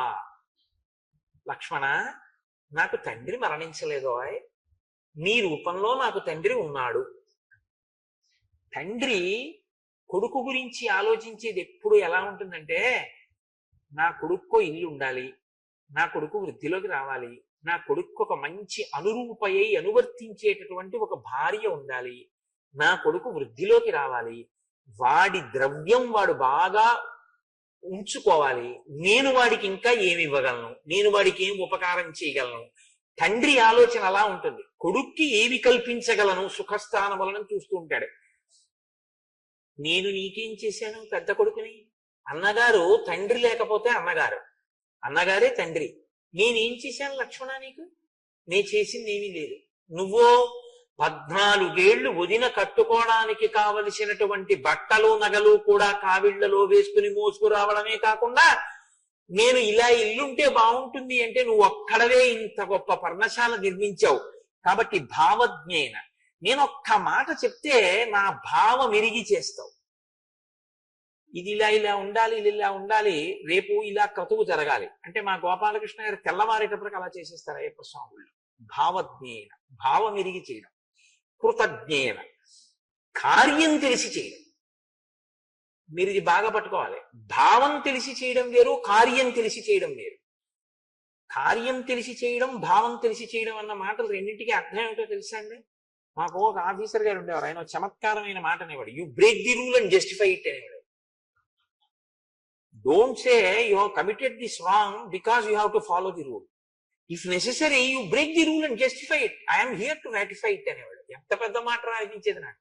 రామాయణ హృదయం అది. రూల్ అలా ఉంది కదండి, అందుకని నేనేం చేయలేకపోయాను, ఇలాగే చేశానని చెప్పకు. సంస్థకి లాభం కల్పించడం కోసం రూల్ని బద్దలగొట్టి అవసరమైతే నువ్వు ఆ నియమాన్ని అతిక్రమించి సంస్థకి నువ్వు ఉపకారం చేయి, నువ్వు చేసిన పనిని ఆమోదించాను అని రాయడానికి నేనున్నాననేవాడు. భావజ్ఞేన కృతజ్ఞేన. నా భావం తెలిసి చేయడం. నేను ఇక్కడ పెట్టండి అన్నాను అనుకోండి, ఏదో ఇక్కడ పెడితే గురువుగారు ఇలా అన్నారు కానీ ఇక్కడ పెడితే ఇబ్బంది వస్తుంది, కాబట్టి గురువుగారు ఇక్కడ పెట్టడం కన్నా ఇక్కడ పెడితే బాగుంటుందేమో, ఇలా పెడదామా గురువుగారు, మీరు ఆలోచించండి అని గురువు గారు నొచ్చుకోకుండా అందంగా అడగగలిగినటువంటి ప్రజ్ఞ. భావజ్ఞేన కృతజ్ఞేన ధర్మజ్ఞేన. ఎందుకు అలా చేయాలి? ధర్మం ఆయన అనువర్తించడం, ఆయన చెప్పిన పని చేయడమే తను తరించడానికి కారణం. ధర్మజ్ఞేన చ లక్ష్మణ. లక్ష్మణ నువ్వు ఇటువంటి వాడివో, ఎంత అదృష్టం నాకు నీలాంటి వాడు తమ్ముడవడం. తయా పుత్రేణ ధర్మాత్మ న సంవృత్త పితామమ. నాకు తండ్రి లేడనెవరన్నారు? నాకు తండ్రి లేకపోవడం లేదు, నీకు లేడేమో తండ్రి. నేను నీకు అలా ఏమీ చేసి పెట్టట్లేదేమో, కానీ తండ్రి ఉంటే కొడుక్కి ఎలా చేస్తాడో అలా నువ్వు నాకు చేస్తున్నావు లక్ష్మణ. కాబట్టి ఎంత గొప్పవాడవా. ఈ మాట చాలదండి. ఇది లక్ష్మణుడి యొక్క లక్ష్మి. ఇది ఒక గురువుని అనువర్తించేటటువంటి శిష్యుడు ఇవి నేర్చుకోవాలి. ఈ శ్లోకం ప్రాణప్రదమైన శ్లోకం. అరణ్యకాండలో మనుష్యుడు చాలా గట్టిగా పట్టుకుని తన జీవితాన్ని దిద్దుకోవడం ఎలాగా అన్నదానికి ఈ 3 మాటలు బాగా నేర్చుకోవాలి. భావజ్ఞేన కృతజ్ఞేన ధర్మజ్ఞేన. ఇది చేస్తున్నాను కాబట్టి నాకు ఈ కీర్తి రావాలి. గురువు గారు చెప్పిన మాట ఆయన చేస్తుంటాడు, అదే నేను ఇన్ని చేశాను కాబట్టి నాకు ఇదేదో ఈ కీర్తి కారకం కావాలి, నా మొహం కనపడాలి, నేనే 10 మందిలోకి తెలుస్తుండాలి. అది కాదు. ఎందుకు చేశావు? గురువు గారు చెప్పారు కాబట్టి చెయ్యకుండా ఉండలేక చేశావు. అది నీ ధర్మం కాబట్టి. కాఫీ ఎందుకు తాగావు? తాగకుండా ఉండలేక తాగావు. పేపర్ ఎందుకు చదివావు? చదవకుండా ఉండలేక చదివావు. పేపర్ అంతా చదివి దిక్కుమాల పేపర్ ఏమీ న్యూస్ లేదని ఒకరు పారేసావు. మరి ఎందుకు చదివావు? చదవకుండా ఉండలేక చదివావు. కాఫీ తాగి ఏమిటోనండి ఈ అలవాటు నుంచి బయటపడలేకపోతున్నానంటావు. మరి కాఫీ ఎందుకు తాగావు? తాగకుండా ఉండలేక తాగావు. మరి గురువు గారికి ఎందుకు సేవ చేస్తున్నావు? ఫోటోలో పడ్డానికి కాదు, పేపర్లో పడ్డానికి కాదు. గురువు గారిని అనువర్తించకుండా ఉండలేక అనువర్తించాలి. ఇది ఉండవలసిన ధర్మం. ఇలా ఉండాలి భగవంతుడి దగ్గర, గురువు దగ్గర. ఇలా ఉన్నవాడెవడో వాడిది ధర్మం, అంతే తప్ప దానికి టౌకేసుకోవడం కోసం అని చెప్పి చేసేటటువంటిది ఎప్పుడూ కూడా అది పెద్ద విశేషం కాదు. అసలు అలాంటి దానికి సన్మానాలు సత్కారాలు చేయించుకోవడం అనేటటువంటిది చాలా దారుణమైనటువంటి విషయం. ఈయన వాళ్ళ అమ్మగారిని బాగా చూస్తున్నారండి అందుకని సన్మానం చేస్తున్నాం అంటే ఎవడైనా ఒప్పుకున్నాడు అనుకోండి, అంతకన్నా దారిలో ఇంకోటి ఉండదు. అమ్మగారిని బాగా చూస్తే సత్కారం ఏంటండి? అది నా ధర్మం అండి, దానికి నాకు సత్కారం ఏంటండి అనగలగాలి. అంతేగాని అమ్మగారిని బాగా చూసిన వాళ్ళకి సత్కారం చేస్తామన్నారు అనుకోండి, మన పేరు ఇవ్వకూడదు గబుక్కుని. అది అంటే నేను ఒక ఉదాహరణ చెప్తే మీరు పట్టుకోగలుగుతారని ఒక తేలిక ఉదాహరణ చెప్పాను. లోకంలో ఇలాంటివి కూడా ఉన్నాయి. మీరు ఎందుకు చెప్పారు ఈ ఉదాహరణ అనుకుంటారేమో. నేను పేరు చెప్తే బాగుండదని చెప్పట్లేదు. ఇలాంటి వాళ్ళు కూడా, ఇలాంటి సమాజాలు కూడా కొన్ని ఉన్నాయి తెలుసా. అంటే నాకు ఫోన్లు వస్తుంటాయి, నేను చాలా ఆశ్చర్యపోతుంటాను. వీళ్ళు రామాయణం ఎప్పుడు చదువుతారు రా అనుకుంటుంటాను నేను. కాబట్టి ఇప్పుడు వాళ్ళు సంతోషంగా ఆ పంచవటిలో నిర్మించుకున్న ఆశ్రమంలో ఉన్నారు. ఉన్న తరువాత హేమంత ఋతువు ప్రవేశించింది. మార్గశీర్షము పుష్యము హేమంత ఋతువు, విశేషంగా మంచు కురుస్తుంది. ఋతువుని వర్ణించడం చాలా మంది కవులు చేశారు. ఋతువుల్ని వర్ణించినటువంటి కవులు లేరు లోకంలో. కానీ వాల్మీకి మహర్షి ఋతువుని వర్ణించడంలో ఒక పెద్ద చమత్కారం ఉంటుంది. ఏమిటో తెలుసా అండి? ఆయన కేవలం ఋతువుని వర్ణించారు, ఆ ఋతువుని రాముడి కళ్ళల్లోంచి వర్ణిస్తారు. ఆ ఋతువులో రాముడు ఎలా ఉన్నాడన్న దాన్ని వర్ణిస్తారు. అప్పుడు మీకు ఏమవుతుందో తెలుసా? ఆ ఋతువులో రాముడు దర్శనం అవుతాడు. ఇది బాగా మీకు పట్టుకుంటే మీ మనసుకి మీకుండే లక్షణం ఏమిటో తెలుసా అండి? నేను ఇది ఒకసారి అనుభవించాను. మీరు అలాంటి ఋతువుల్లో ఎప్పుడైనా నదీ స్నానానికో వెళ్ళారనుకోండి, మీకు వెంటనే రామాయణం జ్ఞాపకానికి వస్తుంది. నేను ఈ మధ్య భద్రాచలంలో ఉపన్యాసాలు చెప్పడానికి వెళ్తే గోదావరి స్నానానికి వెళితే నాకు ఈ ఋతువర్ణంలో శ్లోకాలే జ్ఞాపకానికి వచ్చాయి. నేను ఎందుకు అన్నానో ఈ మాట మీకు ఇప్పుడు బాగా అర్థం అవుతుంది, మీరు అవధరించగలరుగాక. ఆయన అంటారు మహర్షి, ఆ హేమంత ఋతువులో నీహార పరుషో లోక పృథివీ సస్యశాలిని జలాన్యనుపభోగ్యాని సుభగో హవ్యవాహన. ఆ హేమంత ఋతువు అంటే విశేషంగా మంచు పడుతూ ఉంటుంది, చలి. కాబట్టి నీహార పరుషో లోక, అందరి యొక్క శరీరములు బిరుసెక్కి ఉన్నాయిట. అంటే ఇలా ముడుచుకుని కూర్చోవడానికే ఇష్టపడతారు. ఎవరి ఒళ్ళు పట్టేసిందండి చలిగాలికి అంటారు. మీరు చూడండి, ఒళ్ళు పట్టేసింది అంటారు. ఒళ్ళు పట్టేయడం ఏంటి అంటే ఎక్కడివక్కడ పట్టుకుంటే అనమాట, బిర్ర బిగుస్తుంది శరీరం చలిగాలికి. కాబట్టి నీహార పరుషో లోక. పృథివీ సస్యశాలిని, భూమి మంచి పంట పండి ఉంటుంది ఆ సమయంలో. జలాన్యనుపభోగ్యాని, నీరు ఎవ్వరూ ఎక్కువ ఉపయోగించరు. ఎక్కువ మంచినీళ్ళు తాగేవాడు ఉండడు. వేడిగా ఏదైనా ఉంటే ఇద్దరు అంటాడు, ఫ్రిడ్జ్ లో నీళ్ళు ఇస్తారా అని ఎవరు అడగరు. ఎక్కువ నీళ్లు తాగేవాడు ఎవడో ఉండడు. కాబట్టి జలాన్యనుపభోగ్యాని, నీటి వాడకం తగ్గిపోతుంది. శుభగో హవ్యవాహన, హవ్యవాహనుడు అంటే అగ్నిహోత్రం. అగ్నిహోత్రం అందరికీ చాలా ప్రీతిపాత్రంగా ఉంటుంది. అందుకు కదండి చలి మంటలు కూడా వేసుకుని దాని దగ్గరికి వెళ్ళి నిలబడతారు అందరూ. ఎక్కడైనా వెచ్చగా ఉందనుకోండి, అప్పుడు వంట చేయడానికి అందరూ ఇష్టపడతారు. ఎప్పుడు వంట చేయని వాడు కూడా ఇవాళ ఉండవా నేను చేస్తాను కాసేపు పప్పు నేను వండుతానంటాడు. ఎందుకంటే కాసేపు ఆ స్టవ్ వేడి తగులుతుందని. భార్య మీద ముచ్చట, భార్య మీద ప్రీతి ఏం కాదు వాడికి. కాబట్టి ఉంటే మంచిదే, నేనేం కాదంటలేదు. కాబట్టి నిహార పరుషో లోక పృథివీ సస్యశాలిని జలాన్యనుపభోగ్యాని సుభగో హవ్యవాహన. నవాగ్రయణ పూజాభి అభ్యర్చ్య పితృదేవతా కృతాగ్రయణ కాలే సంతో విగత కల్మషాః. ఇది నవాగ్రయణ పూజ అని ఒక పూజ ఉంటుంది. అగ్నిహోత్రం, నిత్యాగ్నిహోత్రం చేసేటటువంటి వాళ్ళు కొత్తగా పంట పండి ఇంటికి వస్తే ఆ పంటని తిన్నగా తాము ఒడ్డుకు తినకూడదు. మనకి సనాతన ధర్మంలో ఇదో గొప్ప విషయం. మామిడి పళ్ళు వచ్చాయనుకోండి, ఎవ్వరూ ముందు తినేరు. మామిడి పండును పట్టుకెళ్ళి గుళ్ళో అన్న ఇస్తారు, మామిడి పండు పట్టుకెళ్ళి పితృదేవతల్ని తలుచుకొని బ్రాహ్మణులకు ఇస్తారు. ఇచ్చి తర్వాత తాను తింటాడు. ఏదైనా ముందు ఒకరికి పెట్టి తాను తినడం అనేటటువంటిది సనాతన ధర్మంలో ఒక మంచి అలవాటు. తప్ప తనే తినేద్దామని తినేయడం అలా ఏం ఉండదు. వాళ్ళు ఏం చేసినా ప్రసాదంగానే తింటారు సనాతన ధర్మంలో. కాబట్టి కొత్తగా వచ్చినటువంటి ధాన్యాన్ని ఇంటికి తీసుకొచ్చి మొదట వండి పితృదేవతారాధనం చేసిన తరువాత తినేటటువంటి అలవాటు ఉండడాన్ని నవాగ్రయణ పూజ అంటారు. అగ్నిహోత్రం, నిత్యాగ్నిహోత్రం చేసేవాళ్ళు అటువంటి పూజ చేసి తర్వాత విగత కల్మషాః, ఏ కల్మషము లేకుండా, ఏ దోషము లేకుండా అప్పుడు ఆ వచ్చినటువంటి పంటని వారు తినడం మొదలు పెట్టారట. ప్రాజ్యకామా జనపదాః, జనపదాలంటే పల్లెటూళ్ళు. పల్లెటూళ్ళన్నీ కోరికలు తీరి ఉన్నాయిట. ఎందుకని? పంట చేతికి వస్తుంది ఆ కాలంలో. ఆ గడ్డి అంతా తీసుకొచ్చి చక్క పెద్ద పెద్ద మీట్లు వేస్తారు. పశువులు సంతోషంగా అవన్నీ తింటూ ఉంటాయి. పెద్ద పెద్ద ఈ జనుము పచ్చి జనపకట్ట దొరుకుతుంది. ఆ జనపకట్టలు తెచ్చి గడ్డివాము లోపల పెట్టి ఆ చేతులతో పట్టుకుని పిల్లలతో గట్టిగా లాగండి అంటారు. ఆ జనపకట్ట ఊడొస్తుంది. వస్తే ఆ జనపకట్ట ఆవులకి దూడలకి వేస్తే అది ఎంతో ప్రీతిగా పచ్చతనం ఉన్నటువంటి జనపకట్ట తింటుంది. అసలు ఈ తరంలో ఉన్న పిల్లలు చాలా మంది అసలు గడ్డివాము లోపల ఉండే జనపకట్టని లాగడం అన్న ప్రక్రియ చూసి ఉండరేమో అని నేను అనుకుంటున్నాను. నువ్వు ఎప్పుడైనా చూసావమ్మా? అసలు అది ఇప్పుడున్న పిల్లలకు అసలు తెలియదు అనుకుంటున్నాను. ఆ జనపకట్ట పైకి లాగుతున్నప్పుడు గడ్డివాములోంచి అక్కడే ఉన్న ఆవులు దూడలోకి పొందేటటువంటి సంతోషం, ఆ జనపకట్ట లాగిన తర్వాత చేత్తో పట్టుకుంటే అవి పలుపు బాగా కుత్తుకకి బిగుసుకునేటట్టుగా ఇలా దగ్గరికి వచ్చి మోరలెత్తి తొందరపడిపోయి ఎప్పుడు పెడతామని చూసే ఆ చూపు పసుపచ్చ పూలతో ఉంటుంది ఆ జనపకట్ట. దాన్ని తీసుకెళ్లి ఆ నూగు ఒంటికి తగిలితే దురద పెడుతుంది కూడా. అది తీసుకెళ్లి ఆ గడ్డి మీద వేస్తే సంతోషంగా ఆవు ఆ పుల్లల్ని ఇలా విరిగేటట్టుగా నోట్లోకి నవ్వులతో తింటుంటే, ఆ నోటి వెంట నురగలు కారుతుంటే అది ఎంత సంతోషంగా చూస్తుందో ఆ జనపకట్ట వేసిన వాళ్ళ వంక. కాబట్టి ప్రాజ్యకామా జనపదాహ, పల్లెటూళ్ళు అంటే ఉట్టి ఊళ్ళని కాదు. ఊరు అంటే శం చతుష్పదే శం ద్విపదే అని సనాతన ధర్మం. ఎప్పుడూ మనుషులు బాగుండాలని కోరుకోరు, 4 కాళ్ళున్నవి కూడా సంతోషంగా ఉండాలి. కాబట్టి ఆవులు దూడలు పశువులు మనుష్యులు అందరూ సంతోషంగా ఉన్నారట.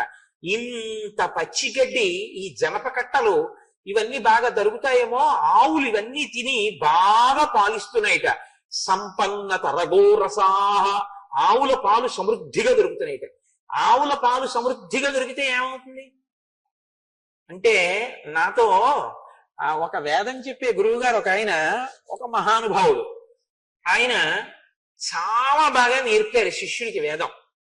ఆయన ఒకసారి నాతో అన్నారు, వీడికి ఇంత కష్టపడి ఎందుకు నేర్పానో తెలుసా కోటేశ్వరారు వేదం?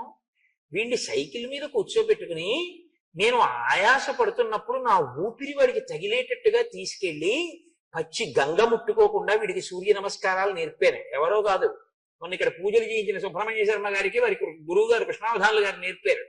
ఎందుకు నేర్పానో తెలుసా వీడికి ఇవన్నీ? ఓసారో పల్లెటూరు వెళ్ళాం వీడి చిన్నతనంలో పూజ చేయించడానికి. వాళ్ళు, అయ్యా మీరు విడిదిలో భోజనంలో వేసుకోండి అని ఇంత ఆవు నీతి సీసా పట్టుకొచ్చి ఇచ్చారు. వీడన్నాడు చిన్నతనంలో, గురువు గారు ఇంత ఆవు నెయ్యి దొరికితే హోమం చేయడానికి బాగుంటుంది కదండి అన్నాడు. వీడికి ఇటువంటి బుద్ధి ఉందని మంత్రభాగం నేర్పానండి అన్నాడు. ఎంత గొప్ప మాట చూడండి. నిజంగా ఒక శిష్యుడికి నేర్పడానికి ఆయన తీసుకున్న ప్రమాణానికి నేను ఎంత సంతోషించానో నిజంగా. కాబట్టి సంపన్నతరగోరసాహ, ఆ ఆవులు సమృద్ధిగా పాలు పెరుగు అన్ని దొరుకుతున్నాయి. ఆవుల వలన పాలు దొరికితే అన్ని దొరికినట్టే. విచరంతి మహీపాల యాత్రాస్థా విజిగీషవ, జైత్రయాత్ర చెయ్యడం కోసం రాజులందరూ కూడా ఆ ఋతువు చాలా అనుకూలంగా ఉంటుంది అని బయలుదేరుతున్నారు.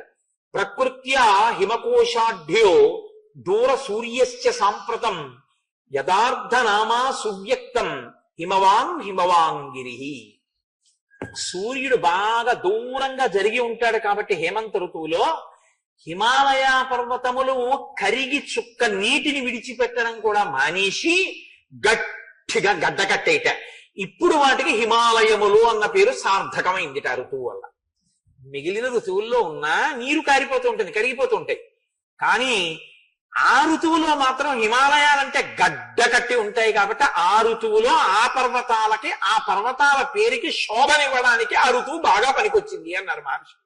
అంటే ఎంత చలిగా ఉంటుంది మీరు ఆలోచించండి. అత్యంత సుఖ సంచార మధ్యాహ్నే స్పర్శత సుఖాహ దివసాహ శుభగాదిత్యాహ ఛాయా సలిల దుర్భగాహ. ఆయన అంటారు అత్యంత సుఖ సంచారాహ. తిరగడం అంటే బయట తిరగడం అనేటటువంటిది చాలా సంతోషంగా ఉంది. ఎప్పుడు? ఉదయం వేళ సాయంకాలం వేళ కాదు. ఇప్పుడు ఈ ఋతువు ఉందనుకోండి, తెల్లవారుజామున బయలుదేరేటటువంటి ట్రైన్స్కి టికెట్లు దొరకవు. గుంటూరులో తెల్లవారకట 5 గంటలకు ఎక్కితే కాకినాడ 9 అయ్యేప్పటికి వెళ్ళిపోతారండి అన్నారు అనుకోండి, ఆ ట్రైన్కి టికెట్లు దొరకవు. ఎందుకంటే చల్లపాటి వేళ వెళ్ళిపోతామండి ఎండెక్కకుండా అంటారు. అదే హేమంత ఋతువు అనుకోండి, అమ్మో తెల్లవారకట్లు లేచి రైలు ఎక్కలే ఉన్నాయి బాబాయ్, ఆ చలిగాలి ఇవి బిర్రబిగిసిపోతాం, పొద్దుస్మండి. మధ్యాహ్నం 12ంటికి భోజనం చేసి బయలుదేరేది ఏదైనా ఉంటే చూడండి, మళ్ళీ సాయంకాలం మరీ చంద్రోదయం అవ్వకుండా మళ్ళీ మంకీ క్యాప్లు చక్కర్లు ఇవన్నీ ఎక్కడ పెడతాం, మళ్ళీ సాయంకాలం అయ్యేప్పటికీ ఇంటికి చేరిపోతాం అంటారు. అప్పుడు మహర్షి ఎంత గొప్పగా మాట్లాడతారో. అత్యంత సుఖ సంచార మధ్యాహ్నే స్పర్శత సుఖ. ఆ సూర్యకిరణములు తనకి తగిలితే చాలట పొంగిపోతున్నట్ట మధ్యాహ్నం వేళ ప్రజలందరూ. దివసాహ శుభగాదిత్యాహ ఛాయా సలిల దుర్భగా. లోకులందరికీ రెండు మాత్రం చాలా కష్టంగా ఉన్నాయిట. ఏమిటి? ఛాయ. ఎక్కడైనా నీడగా ఉంటే వాళ్ళు అందులోకి వెళ్తారు లేదు, ఇప్పుడు చలి ఎక్కువగా ఉంటుంది అక్కడ. ఛాయ సలిల. సలిలం అంటే నీళ్లు కూడా దుర్భగాహ, వాళ్ళకి చాలా కష్టంగా ఉన్నాయి. ఎందుకని? నీళ్ళప్పుడు ఎవరు పోసుకుంటారని, నీళ్లు పోసుకోరు, నీళ్ళు ఎక్కువ తెచ్చుకోరు, నీళ్లు ఎక్కువ వాడుకోరు. నీళ్లు చేయించి స్నానం చేయండి అన్నారు అనుకోండి, బాబా ఇప్పుడు ఏంటంటే బాబా స్నానం చల్లేసుకోవచ్చా అండి 3 మాటలంటారు. తేలిగ్గా స్నానం చేసిన ఫలితం ఇవ్వడానికి మంత్రం ఏముంది అని అడుగుతాడు ప్రతివాడు హేమంత ఋతువులో. ఎందుకంటే అప్పుడు స్నానం చేయలేడు. ఇప్పుడు నదీ స్నానం చేయమన్నారు అనుకోండి, 4ంటికి వెళ్దామండి అంటే, ఎందుకంటే 3:30కి వెళ్ళిపోదాము అంటాడు. అంటే చల్లగా ఉంటుంది, అప్పుడు తెల్లవారగట్ట స్నానం హాయిగా ఉంటుంది, ప్రతివాడు బయలుదేరుతాడు. హేమంత ఋతువులో ఎవడు వెళ్ళడం.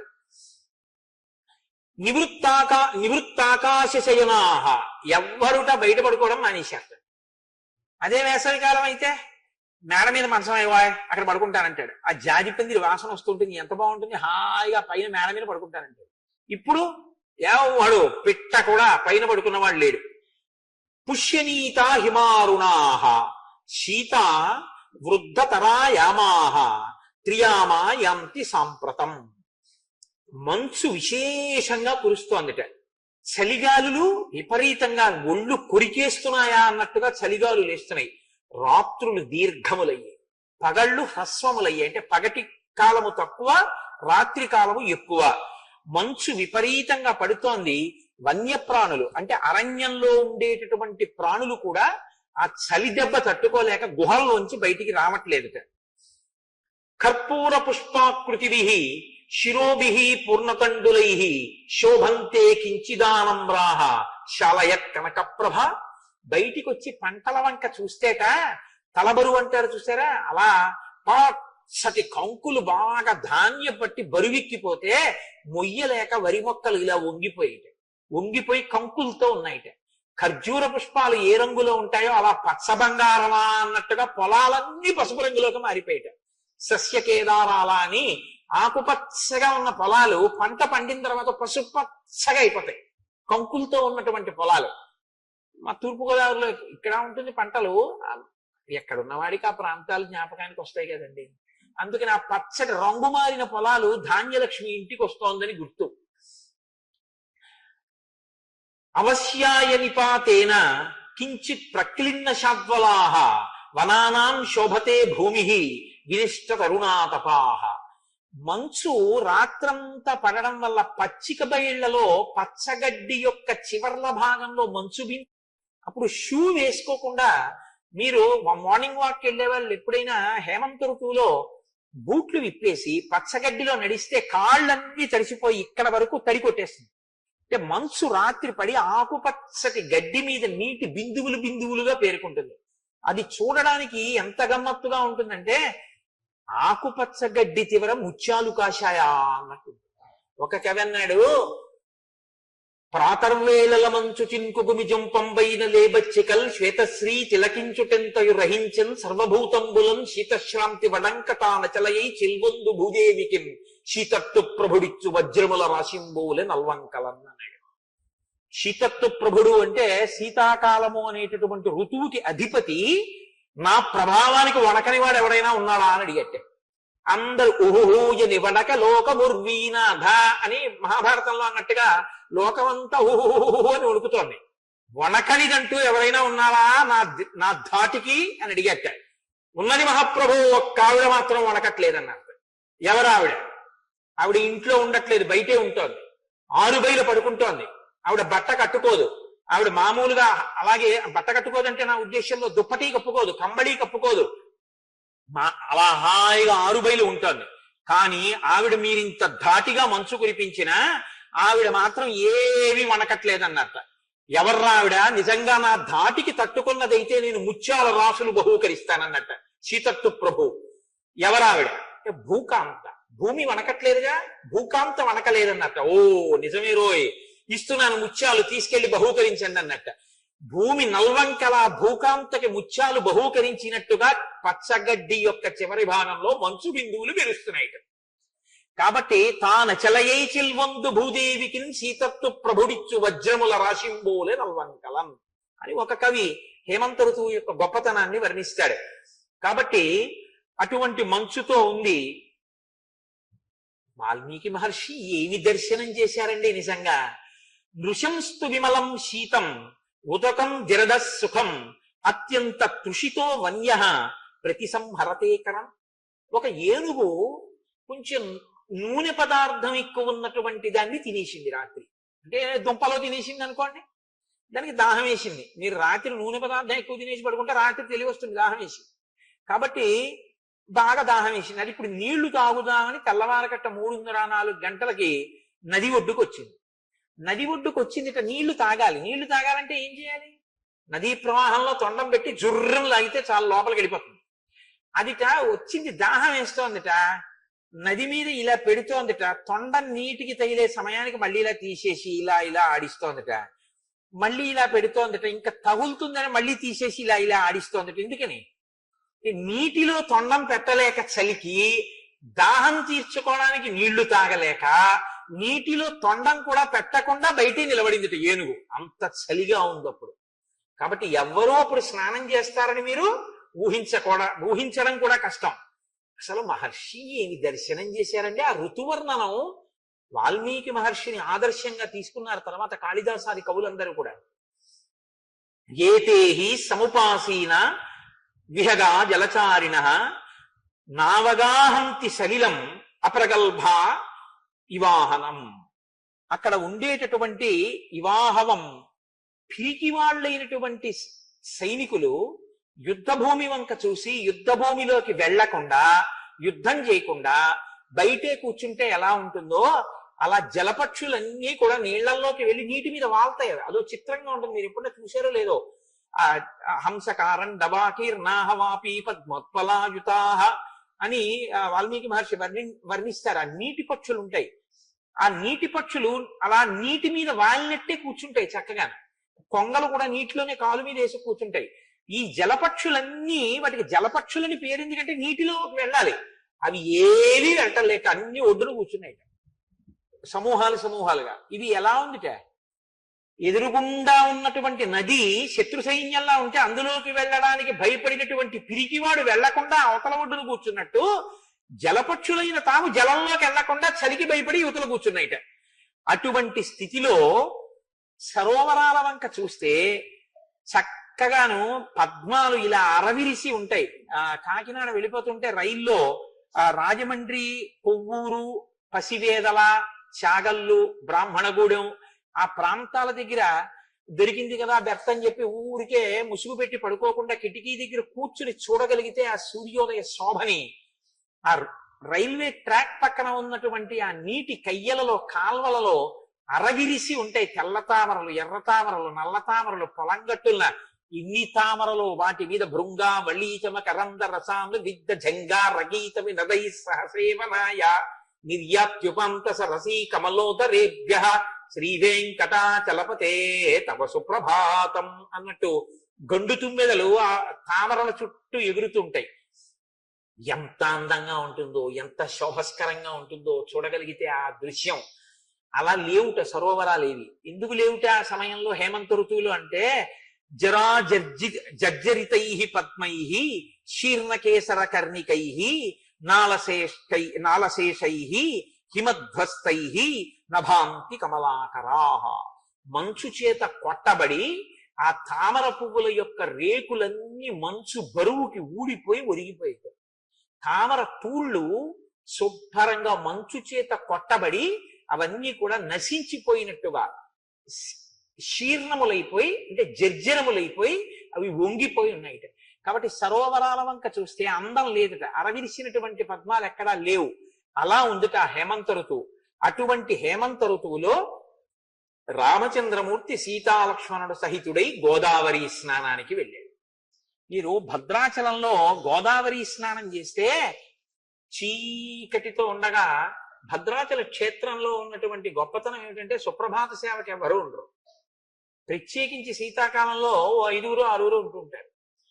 మీరు తెల్లవారుజామున 4 గంటలకో లేచి గోదావరిలో స్నానానికి వెళుతూ ఆ చలిగాలిలో ఆ రామచంద్రమూర్తి యొక్క శిఖరం వంక చూస్తూ నడుస్తుంటే చుట్టూ వన్య ప్రాంతాలు కదండి భద్రాచలానికి. ఆ రాముడు నడవడం, సీతమ్మతో లక్ష్మణుడితో గోదావరి స్నానం చేయడం, ఆ హేమంత ఋతువు, చల్లటి నీళ్లు, ఆ బెగ్గురు పక్షులు, ఆ జల పక్షులు అవన్నీ అలాగే ఒడ్డున కూర్చుని ఉంటాయి. ఆముక్తమాల్యదలో కృష్ణదేవరాయలు గారు వర్ణిస్తాడు. ఈ నీళ్లలోకి వెళ్ళడానికి భయపడినటువంటి బాతులు ఇలా కూర్చుని ఉంటాయి. ఒడ్డున కూర్చుంటే కృష్ణదేవరాయలు వారు అంటారు అవి ఎలా ఉన్నాయంటేట రాజభటులు అనుకున్నారట బ్రాహ్మణులు స్నానం చేసిన తర్వాత పంచె తడిపి ముద్ద కట్టి అక్కడ ఒడ్డున పెడతారు. ఒడ్డున పెడితే వాళ్ళు స్నానం చేసి ఆ బట్ట పట్టుకెళ్ళడం మర్చిపోయారు పాపం. అయ్యో బ్రాహ్మణ సొత్తు, దాన్ని మనం తీసుకోకూడదని భటులు గబగబా వెళ్ళి దాన్ని పట్టుకెళ్ళి బ్రాహ్మణులకు ఇద్దామని పరిగెత్తి వెళ్ళి పట్టుకున్నారట. అది బాతు, అది చలికి అక్కడ పడుకుంది. గుడుగుడు చప్పుడు చేసి లేచింది. అంటే రాజ్యంలో ధర్మనిష్ట చెప్పడానికి ఆముక్తమాల్యంలో కృష్ణదేవరాయలు వారు వర్ణిస్తారు. ఆ పడుకున్న బాతుని బ్రాహ్మణుడు స్నానం చేసి విడిచిపెట్టిన పంచ అని, పంచ ముద్ద అలా ఉంటుంది అని. అలా మీరు శీతాకాలంలో భద్రాచలం గోదావరిలో స్నానం చేస్తూ ఆ స్నానం చేసి ఇలా వెనక్కి తిరిగి చూసేటప్పటికి భద్రాచలంలో రామచంద్రమూర్తి ఆలయ గోపురం వామాంకస్థిత జానకీపదిల సత్కోదండ దండంకరే చక్రం చోద్భకరేడ బాహుయుగలే శంఖం చరం దక్షిణే బిభ్రాణం జలజాత పత్రనయనం భద్రాద్రి మూర్ధిని స్థితం కేయూరాది విభూషితం రఘుపతిం సౌమిత్రియుక్తం భజే. ఆ రామచంద్రమూర్తి, ఆ లక్ష్మణుడు ఆ బాణం పట్టుకుని ఆ ధనస్సు, ఎడమ తొడ మీద కూర్చున్న సీతమ్మ, సీతమ్మ పాదాలు ఇలా కాళ్ళు 2 దగ్గరికి పెట్టి ఆసనం వేసుకు కూర్చున్న రామచంద్రమూర్తి, ఆ లక్ష్మణమూర్తి, ఆ వైభవం, ఆ రామచంద్రమూర్తి ఆలయం, రామాయణం, హేమంత ఋతువు, చలిగాలి, ఈ పక్షులు ఇవన్నీ మీకు జ్ఞాపకం వచ్చి స్నానం చేసి మీరు అలా ఆలయ శిఖరం వంక చూశారనుకోండి, మీ మనసులో రామాయణం మీ ప్రమేయం లేకుండా అలా తిరుగుతూనే ఉంటుంది. మీరు తిరిగి వచ్చి కాటేసుకొచ్చి సంధ్యావందనం చేసుకుంటున్నా మీకు అలా రామాయణమే మెదులుతుంటుంది. ఎంత గొప్పగా ఉంటుందో భద్రాచల క్షేత్రంలో.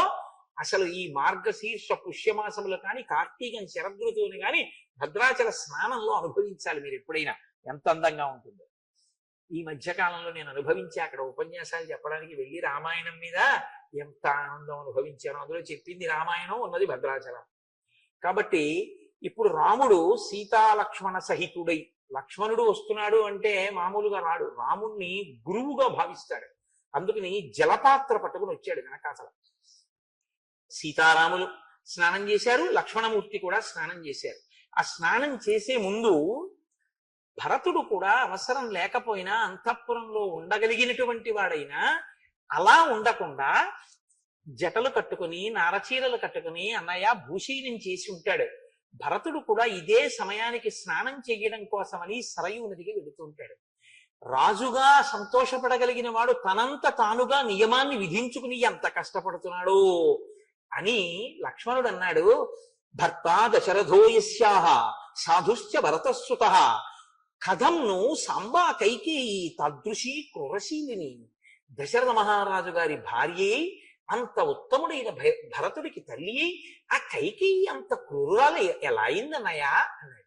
రాముడు వెంటనే అన్నాడు, వద్దు ఆ మాట, కైకమ్మని దూషించినటువంటి మాట అనవసరం లక్ష్మణ. భరతుడి యొక్క గొప్పతనానికి సంబంధించిన మాటలు ఏమైనా ఉంటే చెప్పు, ఇంకా వింటా.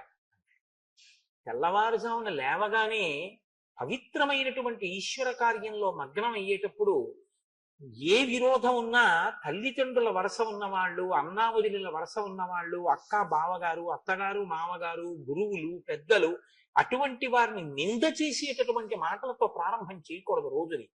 ఇది చాలా దారుణమైనటువంటి స్థితి. అందుకే మనకి లోకంలో ఒక మర్యాద చెప్తారు, నిద్ర లేస్తుంటే నోటి వెంట రావలసిన మొట్టమొదటి ఉచ్చారణ ఏమిటో తెలుసా అండి? ప్రకటనంగా నీ నోటి వెంట ముందు రావలసిన మాట ఇంకొకటి ఉండకూడదు. ఉరే అని కానీ, ఏమేవో కాఫీ ఇచ్చేయి అని కానీ, లేకపోతే నేను వాకింగ్కి వెళ్ళిపోయి బూట్లు ఎక్కడ ఉన్నాయని కానీ అనకూడదు. మీరు నిద్రమంచం నుంచి లేవగానే మీ నోటి వెంట రావలసిన మొదటి మాట 3 పర్యాయాలు శ్రీహరి శ్రీహరి శ్రీహరి అన్నారు. సంప్రదాయంలో ఎందులో ఉండండి, మీరు శ్రీహరి అంటూనే నిద్ర లేవాలి. శ్రీహరి అంటూ నిద్రలేస్తే ఏమవుతుందో తెలుసా అండి, ఆయన స్థితికారుడు. కాబట్టి ఆ రోజు మీరు తెలివితో ఉన్నంతసేపు చేసినటువంటి పనులను ఆయన రక్షిస్తాడు, మీకు ప్రయోజనాత్మకం చేస్తాడు. లయకారుడు పరమేశ్వరుడు. లయకారుడు అన్న మాటకి చంపేసేవాడు అన్న అర్థం చెప్పి అనవసరంగా శివుడి విషయంలో అక్కర్లేని కోణాలు తీసి పాపం మూట కట్టుకోకూడదు. లయకారుడు అంటే ఆయన 3 రకాల లయం చేస్తాడు. స్వల్పకాలిక లయము, ప్రళయము అంటే స్వల్పకాలిక ప్రళయము అని ఒకటి ఉంది శాస్త్రంలో. ఒకటి స్వల్పకాలిక ప్రళయం, ఇంకొకటి ఆత్యంతిక ప్రళయం, ఒకటి మహాప్రళయం అని 3 చేస్తాడు పరమశివుడు. స్వల్పకాలిక ప్రళయము అంటే నిద్రని ఇవ్వాలి అంటే శివానుగ్రహం ఉండాలి. శివానుగ్రహం ఉన్నవాడికే నిద్ర పడుతుంది. రెండవది ఆత్యంతిక ప్రళయం, జ్ఞానం ఇచ్చి ఇది వేరు నేను వేరు అని తెలుసుకునేటటువంటి అదృష్టం శివానుగ్రహంగానే వస్తుంది. అందుకే దక్షిణామూర్తి ఇలా కూర్చుని ఉంటారు. ఈ 3 అవస్థలకి నేను 3 గుణాలకి జాగ్రత్త స్వప్న సుషుప్తులకు వేరుగా జీవుడని ఇలా వేరు చూపించినటువంటి ఈ వేలు 2 కాదు, ఉన్నది ఒకటే అని పూర్ణమద పూర్ణమిదం పూర్ణాత్ పూర్ణమదుచ్యతే పూర్ణస్య పూర్ణమాదాయ పూర్ణమేవావశిష్యతే జీవ బ్రహ్మైక్య సిద్ధిగా ఒక్క ఆత్మయే 3 అవస్థలకి సాక్షిగా ఉందని చెప్పడానికి ఇలా చిన్ముద్ర పట్టి ఉంటారు. అందుకే యస్యైవ స్ఫురణం సదాత్మకమసత్ కల్పార్థకం భాసతే సాక్షాత్ తత్వమసీతి వేదవచసా యోబోధయత్యాశ్రితాన్ యస్ సాక్షాత్ కురుతే ప్రబోధ సమయే స్వాత్మానమేవాద్వయం తస్మై శ్రీ గురుమూర్తయే నమయిదం శ్రీ దక్షిణామూర్తయే అంటాం ఆయన గురించి. మహానుభావుడు చిన్ముద్ర పట్టి జ్ఞానబోధ చేస్తుంటాడు. అందున ఇటువంటి పీఠాలు, శారదా పీఠం అంటే శారద అంటే శారద, జ్ఞాపకం పెట్టుకోండి, శారద అవుతుంది. శంకరాచార్యుల వారికి అత్యంత ఇష్టమైన పేరులో శారద. ఆయనకి ఎంత ఇష్టమో ఆ పేరు. నాకు ఎవరైనా శారద అన్న పేరు పెట్టుకుంటారా అని చూస్తూ ఉంటాను. శారద ఎంత గొప్ప పేరు నిజంగా. శారద ఈ లోకము యొక్క సారమును మీకు ఇవ్వగలిగిన తల్లి ఆవిడే బ్రహ్మ సత్యం జగన్మిథ్య, ఈ జ్ఞానం ఇవ్వగలిగినటువంటి తల్లి. కాబట్టి ఆవిడ శారద. అందుకని పుస్తకాల వల్ల వచ్చేది కాదు, అనుష్ఠానం వల్ల తెలుస్తుంది. అందుకే పుస్తకం ఎడం చేత్తో పట్టుకుంటుంది ఇలాగా. నన్ను ఆశ్రయించిన వాడికి జ్ఞానమే కాదు, జ్ఞానమంత గొప్పది. దీన్నే కామకోటి అంటారు. కోటి అంటే హద్దు. ఇంత జ్ఞానమే ఇవ్వగలిగిన దానిని నేనేమి ఇవ్వలేను అనుకుంటున్నావు? నేను ఏమైనా ఇచ్చేస్తాను. నా పాదాల దగ్గర నువ్వు పడగలిగితే నీకు నేను ఏదైనా ఇవ్వగలనని చెప్పడానికి కుడి చెయ్యి ఇలా పట్టుకుంటుంది, అభయహస్తం. ఈ కుడివేపు పై చేతిలో అక్షమాల ఉంటుంది ఇలా తిప్పడానికి. గురువులు చెప్పిన విషయం ఏదుందో అది లోపల నువ్వు తిప్పుతూ ఉండాలి. తిప్పితేనే జ్ఞానం ఆవిర్భవిస్తుంది. కాబట్టి తిప్పు అని చెప్పడానికి అక్షమాల పట్టుకుంటుంది. ఎడమ చేతిలో పైన అమృత భాండాన్ని పట్టుకుని చిలుక ఉంటుంది అమ్మవారి దగ్గర. అంటే ఎవరు అమ్మవారి అనుగ్రహాన్ని పొందుతారో అటువంటి వారు ఇంద్రియములను నిగ్రహించుకుని అమ్మవారి పాదములలోంచి స్రవించేటటువంటి ఆ నిరంతర అమృతాన్ని గ్రోలి మత్తెక్కి ఉంటారు. ఇదే ప్రహ్లాదుడు అంటాడు, మందార మకరంద మాధుర్యమున తేలు మధుపంబు పోవునే మదనములకు నిర్మల మందాకిని వీచికలతూగు రాయంచటనునే తరంగిణులకు లలిత రసాల పల్లవ కాదియీ చొక్కు కోయిల పోవునే కుటజములకు పూర్ణేందు చంద్రికా స్ఫుటిత చకోరముల కరుగునే సాంద్ర నిహారములకు అంబుజోదర దివ్యపాదార వింద చింతనామృత పాన విశేష మత్త చిత్తము ఏ రీతి ఇతర విషయంబు చేర నేర్చు వినుత గుణశీల మాటలు వేయునేలా అంటారు. ఆ పరమేశ్వరుని యొక్క పాదార విందములను నిరంతరము మనసులో స్మరించడం వల్ల కలిగేటటువంటి ఆనంద రసామృతములు ధారలుగా గ్రోలడం వల్ల కలిగినటువంటి ఆ సంతోషములో మత్తికి తైతక్కలాడేటటువంటి హృదయం ఇతర విషయముల యందు చేరమంటే ఎలా చేరుతుంది? నన్ను ఇవ్వాల నువ్వు లోకం గురించి తిరుగు అంటే ఎలా తిరుగుతాను అని అడిగాడు. ఇది ఇవ్వగలిగినటువంటి తల్లి కనుక అటువంటి ఆనందంతో ఆ భగవద్వాక్యం చెప్పినా విన్నా ముఖం ఎర్ర పడిపోయి సంతోషం ప్రకటనమయ్యేటటువంటి మహాపురుషుల యొక్క మాటలు నేను ఎప్పుడూ నా దగ్గరికి తెచ్చుకుని వింటూ ఉంటానని చెప్పడానికి ఎర్రబడిన ముక్కుతో ఉన్న చిలుక ఆవిడ చేతుల మీద వాలి ఉంటుంది. అంటే అటువంటి ఆవిడ కావ్యాలాప వినోదిని, ఆ భక్తితో చెప్పేటటువంటి వాళ్ళ యొక్క కావ్యాలాపములను ఆ తల్లి వింటూ ఉంటుంది. అందుకని ఎడం చేతిలో పైన అమృత పాత్ర, దాని మీద చిలుక ఉంటాయి. పుస్తకం చదువుకోవడానికి పనికొస్తుంది, చదవడం కాదు, అనుష్ఠానంలోకి గుర్తు పెట్టుకుని స్మరించడం ముఖ్యం. అందుకని అక్షమాల కుడి చేతిలో ఎడం చేతిలో పుస్తకం పట్టుకుంటుంది. పట్టుకున్న తల్లి పద్మాసనం వేసుకుని కూర్చొని ఉంటుంది. ఆవిడ శారద, ఆవిడ శారద. ఇప్పుడు మీరు ఈ కోణంలో లోపలికెళ్ళి దర్శనం చేయండి అమ్మవారిని, మీకు ఎంత సంతోషంగా ఉంటుందో. అటువంటి జ్ఞానమునివ్వగలిగినటువంటి పీఠాలు శారదా పీఠాలు. అందుకే శంకరాచార్యుల వారు వీటికి శారదా పీఠము అని పేరు పెట్టారు మహానుభావుడు. శారదా పీఠంలో దక్షిణామూర్తి కూడా ఉండి, దక్షిణామూర్తిని మీరు కానీ దర్శనం చేయగలిగితే శారదా అనుగ్రహం పరిపూర్ణమవుతుంది. ఇక్కడ శివాలయంలో మీరు దక్షిణ దిక్కుకి చూస్తే ప్రదక్షిణం చేసేటప్పుడు దక్షిణాన్ని చూస్తూ దక్షిణామూర్తి ఉంటారు. పిల్లలు దక్షిణామూర్తి పాదాల దగ్గర ఉత్తరాభిముఖంగా కూర్చుని ఆయనకి ఎదురుగా, దక్షిణామూర్తికి ఉత్తరాభిముఖంగా కూర్చుంటారు. ఎందుకంటే గంగ ఉత్తరానికి కాశీలో తిరిగింది. ఉత్తరంలో మృత్యుంజయుడు ఉంటాడు. దక్షిణామూర్తి ఎదురుకుండా ఉత్తరానికి కూర్చున్న వాళ్ళకి మృత్యుభయం పోతుంది. శివుడు అక్కడ ఉంటాడు, దక్షిణాన యముడు ఉంటాడు.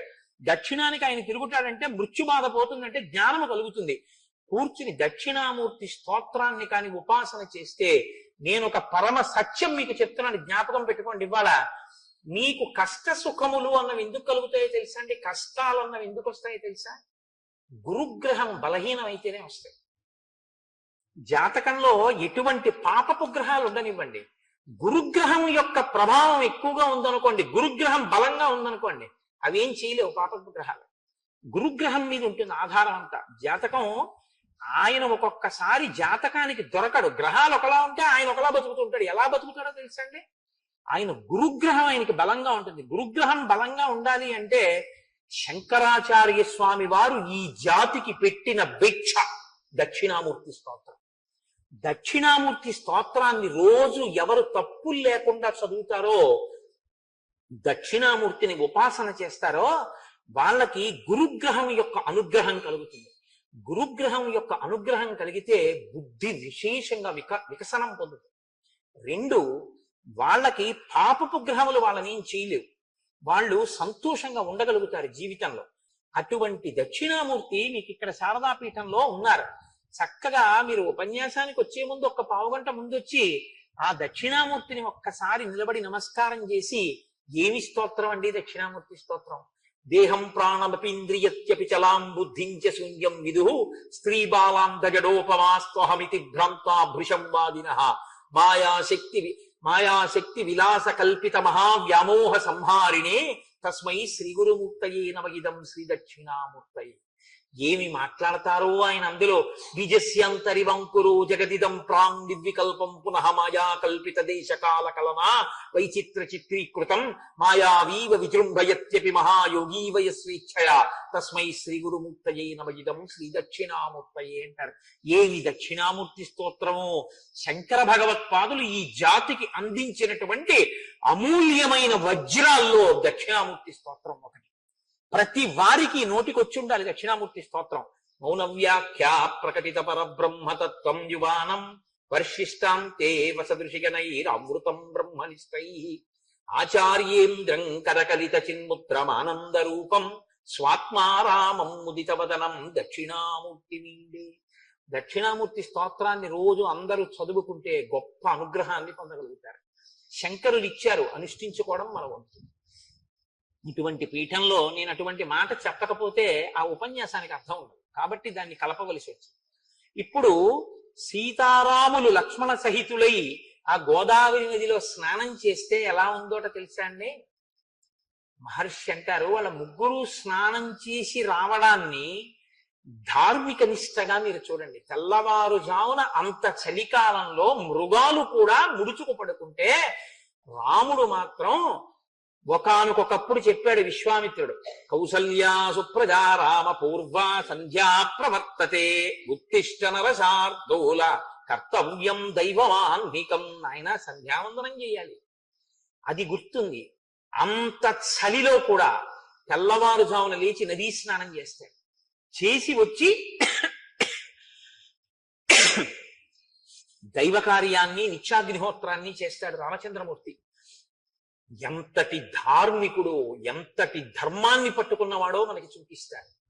కాబట్టి ఇప్పుడు ఆ స్నానం చేసి వస్తున్నటువంటి రాముడు లక్ష్మణుడు సీతమ్మతో వస్తే ఎలా ఉన్నాడంటేట, కృతాభిషేక సరరాజ రామ సీతాద్వితీయ సహ లక్ష్మణేన కృతాభిషేకో గిరిరాజపుత్ర్యా రుద్రస్స నందీ భగవానివేశ.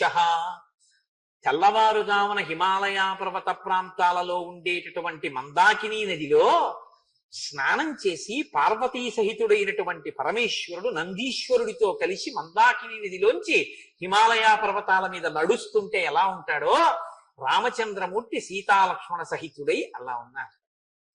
సీతారామ లక్ష్మణుల యందు పార్వతీ పరమేశ్వర నందీశ్వర దర్శనాన్ని వాల్మీకి మహర్షి చేయించారు.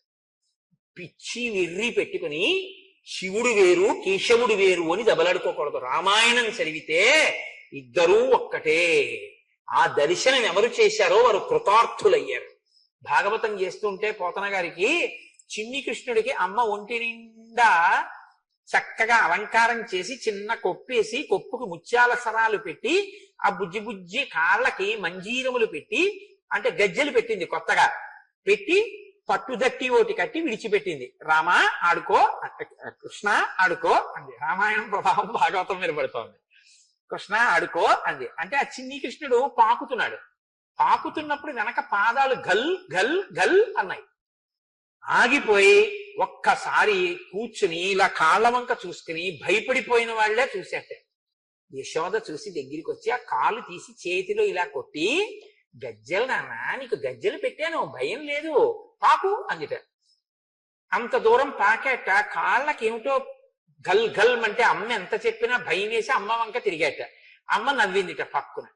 నవ్వితే భయం వేసిన వాళ్ళ గబగబ పాకుతూ వస్తే గబగబ గజ్జెలు గల్ గల్ గల్ గల్ అన్నాయిట. గబగబ పాకుతూ వచ్చి రెండు చేతులు ఎత్తి అమ్మ ఒళ్ళో వేసేసి తల అమ్మ ఒళ్ళో దాచేసుకున్నట్టు.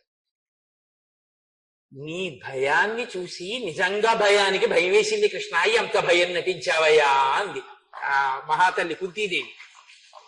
అంత నటిస్తే మట్టిలో ఆడుకుంటున్నటువంటి చిన్ని కృష్ణుణ్ణి చూసి పోతన గారికి దర్శనమైంది భాగవతం దశమస్కంధంలో. ఏమనో తెలుసా అండి?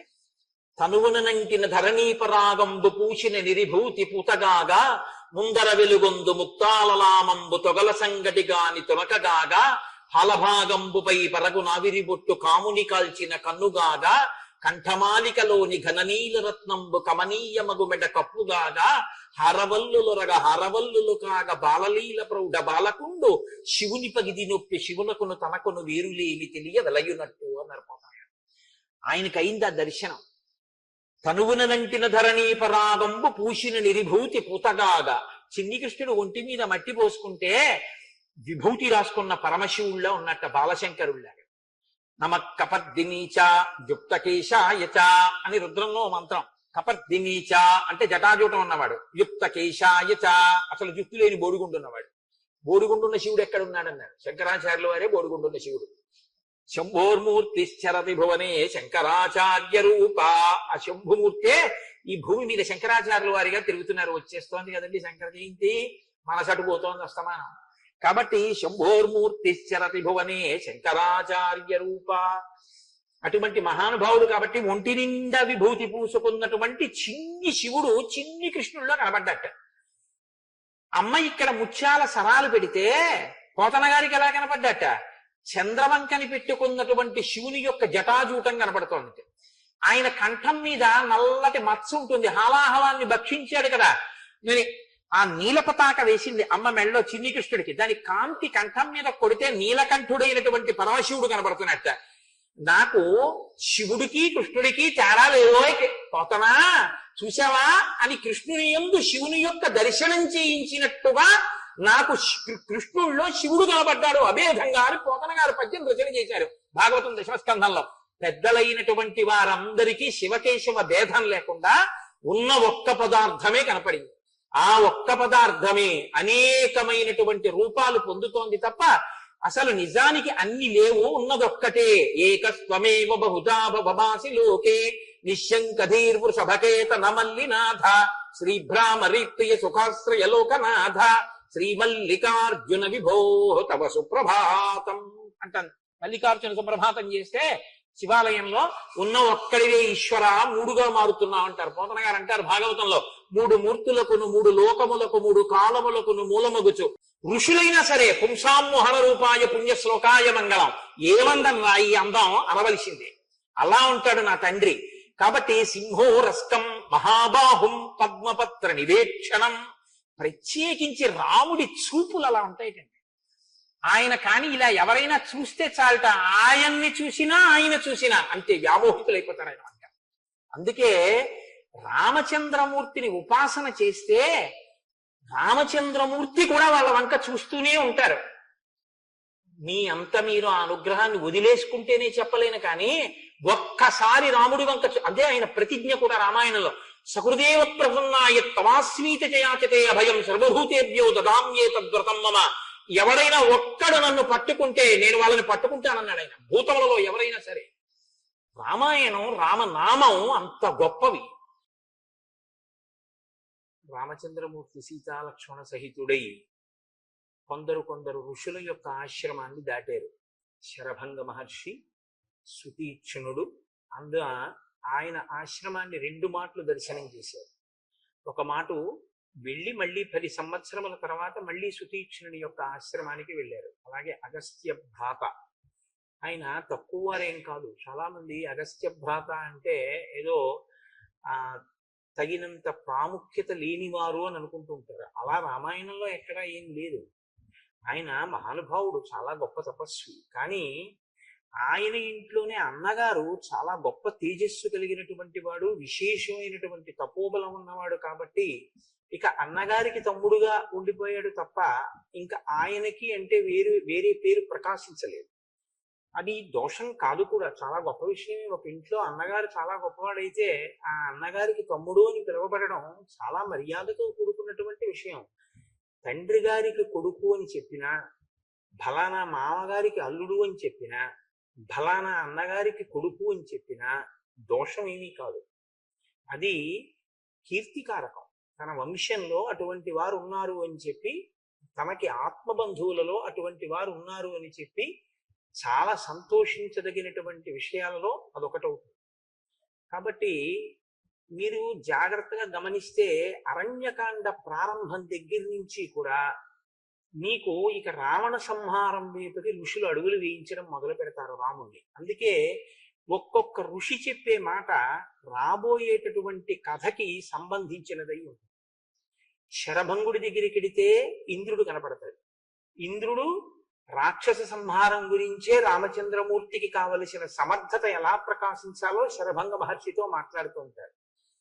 రామ, నీ దర్శనం కోసమే నేను ఎదురు చూస్తున్నాను, నీ దర్శనం అయిపోయింది, నేను ఇంకా బ్రహ్మలోకానికి వెళ్ళిపోతున్నాను అని శరభంగ మహర్షి వెళ్ళిపోతాడు. సుతీక్ష్ణుడు ఆయన ఒక ఆశ్చర్యకరమైన మాట ఒకటి అంటాడు. అన్నీ చెప్పి ఆశ్రమం గురించి, ఇక్కడికి అప్పుడప్పుడు లోభ పెట్టడానికి లేళ్ల యొక్క గుంపులు వస్తుంటాయి రామా, జింకలు వస్తుంటాయి అంటాడు. అంటే రాముడు అంటాడు, నాకేం వాటి గురించి పెద్ద చింత లేదు, నా చేతిలో ధనుర్బాణాలు ఉన్నాయంటాడు. నవ్వి ఊరుకుంటాడు సుతీక్షణుడు. కానీ రామాయణ కథలో రాబోయే కాలంలో ఆ జింకయే లోభ పెట్టి రామాయణ కథని ఒక గొప్ప గతికి తిప్పింది. ఋషులు ఒక సర్గలో 2-3 సర్గల్లో ఒక ఘట్టంలో మాట్లాడారు అంటే అరణ్యకాండలో మాట్లాడిన మాటలన్నీ కూడా రామచంద్రమూర్తి యొక్క అవతార ప్రయోజనం వైపుకి అడుగులు వేయిస్తాయి. ఇవన్నీ ఒకెత్తు. అగస్త్య మహర్షి ఇచ్చినటువంటి విష్ణుచాపం ఎక్కడ రామచంద్రమూర్తి ఆశ్రమాన్ని నిర్మాణం చేసుకుని నివసిస్తే అవతార ప్రయోజనం నెరవేరుతుందో అటువంటి ప్రదేశాన్ని పంచవటి నిర్ణయం చేసి చెప్పడం ఒకెత్తు. ఇప్పుడు ఆ పంచవటి ప్రదేశానికి సీతాలక్ష్మణ సహితుడై రాముడు బయలుదేరి వెడుతున్నాడు. వెడుతుంటే ఆయనకి చెట్టు మీద ఒక చాలా పెద్ద శరీరం కలిగినటువంటి పక్షి కనపడింది. అది ఒక పక్షి అంటే పక్షులలో పెద్దదిగా చెప్పబడేటటువంటిది సాధారణంగా గ్రద్ద కాకపోతే ఒక డేగ, రాబందు. అవి తప్ప అంతకన్నా పెద్ద పెద్ద పక్షులు లోకంలో ఎక్కువగా చెట్ల మీద కనపడే ఉండవు. కానీ అసాధారణమైనటువంటి పరిమాణంతో ఉంది ఆ పక్షి. కాబట్టి రాక్షసుడు అనుకున్నాడు ఆయన. రాక్షసుడే పక్షి రూపంలో ఇక్కడ ఉన్నాడు అని, నీవు ఎవరు, ఎందుకు ఇక్కడ ఇలా పక్షి రూపంలో చెట్టు మీద ఉన్నావు అని అడిగాడు. అడిగితే ఆయన అన్నాడు, శతం పితృసకం బుద్ధ్వా పూజయామాస రాఘవ సతస్య కులమవ్యగ్రం అధ పప్రచ్ఛ నామచ. నేను జటాయువు అనబడేటటువంటి పేరున్నవాడిని. నేను మీ తండ్రి గారైనటువంటి దశరథ మహారాజు గారికి స్నేహితుడిని. ఈ మాట చెప్పగానేట రాముడు పూజించాడు. పూజించి మైత్రిని కలుపుకున్నాడు. శ్రీరామాయణాన్ని మీరు యథాతథంగా చదివితే ఇన్ బిట్వీన్ ది లెటర్స్ అంటుంటారు ఇంగ్లీష్లో. అంటే అక్కడ ఉన్నదేదో అదే మీరు చదివితే మీకు అందులో కొత్తగా ఒక ప్రయోజనం వనగూడుతుంది అని నేనేం భావించాను. నేను అందుకే తరచు నీతో ప్రస్తావన చేస్తూ ఉంటా. రామాయణం ఒక ధర్మశాస్త్రం. మనిషి తన జీవితాన్ని మెరుగుపరుచుకోవడానికి శ్రీరామాయణంలోంచి ఏ ముత్యాలు ఏరుకోవాలో ఆ ముత్యాలు ఏరుకోవాలి. రాముడు వెంటనే మైత్రి చేయడానికి కారణం ఒక్కటే, నేను మీ తండ్రి గారికి సఖుడను అన్నాడు జటాయువు. తండ్రి గారి స్నేహితుడు అన్న మాట వినపడగానే తండ్రిగానే భావించాడు.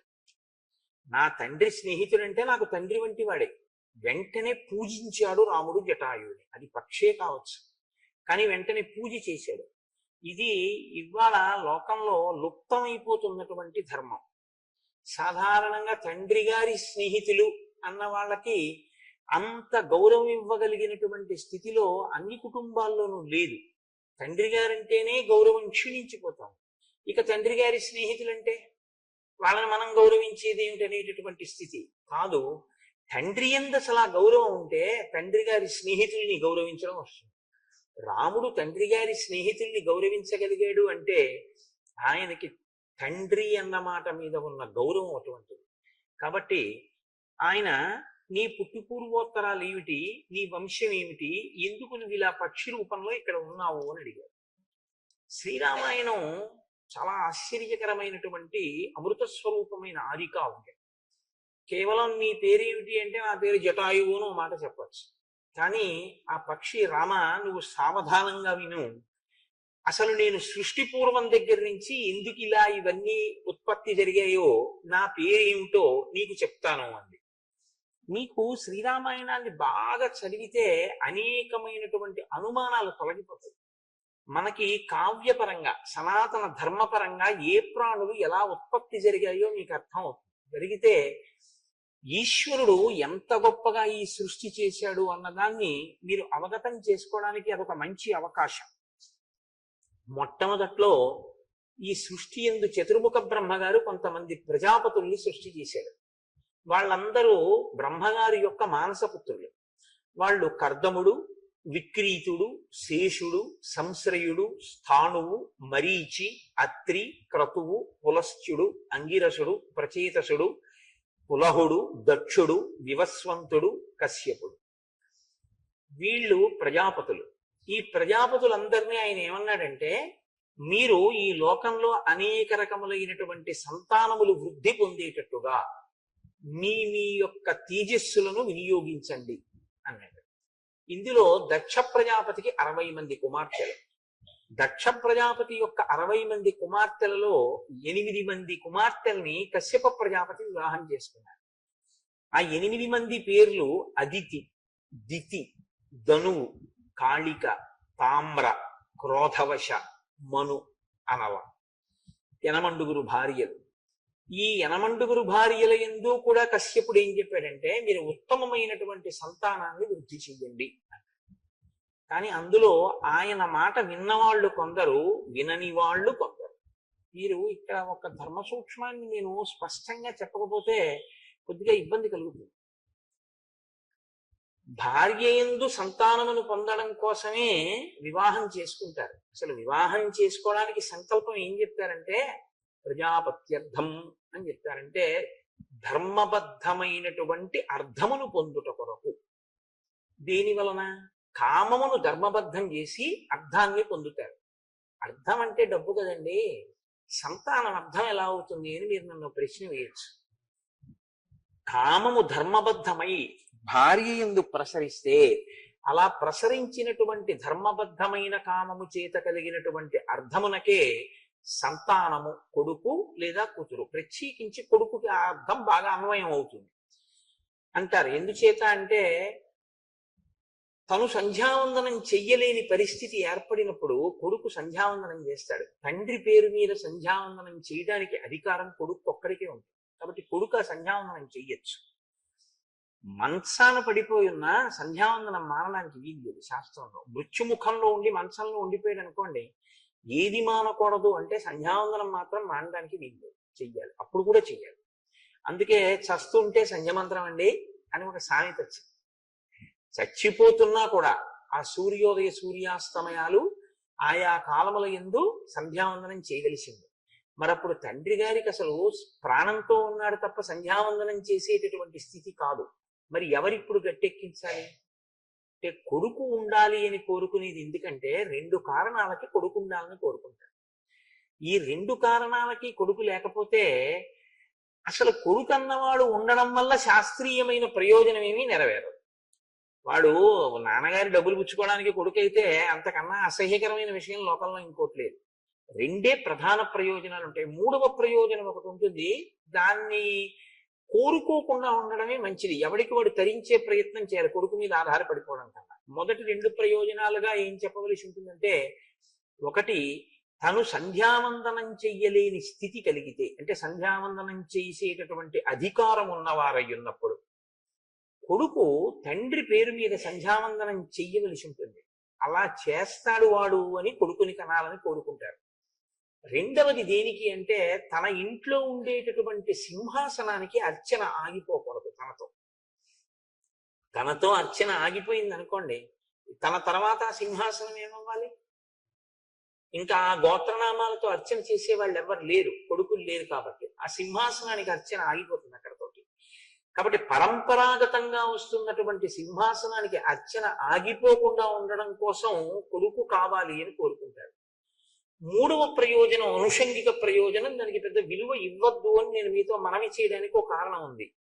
3వది ఆయన పుత్రుడై ఉంటాడు అని నమ్మాలి. ఎందుకంటే తండ్రి శరీరం పడిపోయిన తర్వాత ఆయన గయ వెళ్ళి శ్రాద్ధం పెడతాడు అని. కానీ వాడు పెడతాడు అని మీరు నమ్ము కూర్చుంటే వాడు పెట్టకపోతే, కాబట్టి మనం ఓపిక ఉండగా మనం జాగ్రత్త పడ్డం మనకి మంచిది. వాడు పెడితే మంచిది, పెట్టకపోయినా మనంతటా మనం జాగ్రత్త పడ్డం మంచిది. దంతంబుల్ పడనప్పుడే తనువు ఎందారూఢి ఉన్నప్పుడే కాంతాసంగము రోయనప్పుడే జరాక్రాంతంబు కానప్పుడే వింతల్ మేన చెరించునప్పుడే కురుల్ వెల్వెల్ల కానప్పుడే చింతింపన్వల మీ పదాంబుజములన్ శ్రీకాళహస్తీశ్వర అంటాడు ధూర్జటి. నిజంగా ధూర్జటి కాళహస్తీశ్వర శతకం లాంటి గ్రంథం అద్భుతం. ఎవరైనా ఈశ్వరుణ్ణి స్తోత్రం చేస్తారు, ధూర్జటి అలా కాదు.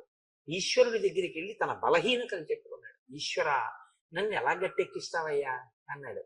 వివిధ సందర్భాలలో మనిషికి ఉండేటటువంటి బలహీనతలు ఈశ్వరుడి దగ్గరికి వెళ్ళి చెప్పడం మీరెవరి విషయంలో చూడరు. ఈశ్వరుడి దగ్గర కూడా తను చాలా పవిత్రుడిగా నటిస్తాడంతే తప్పు చేసి.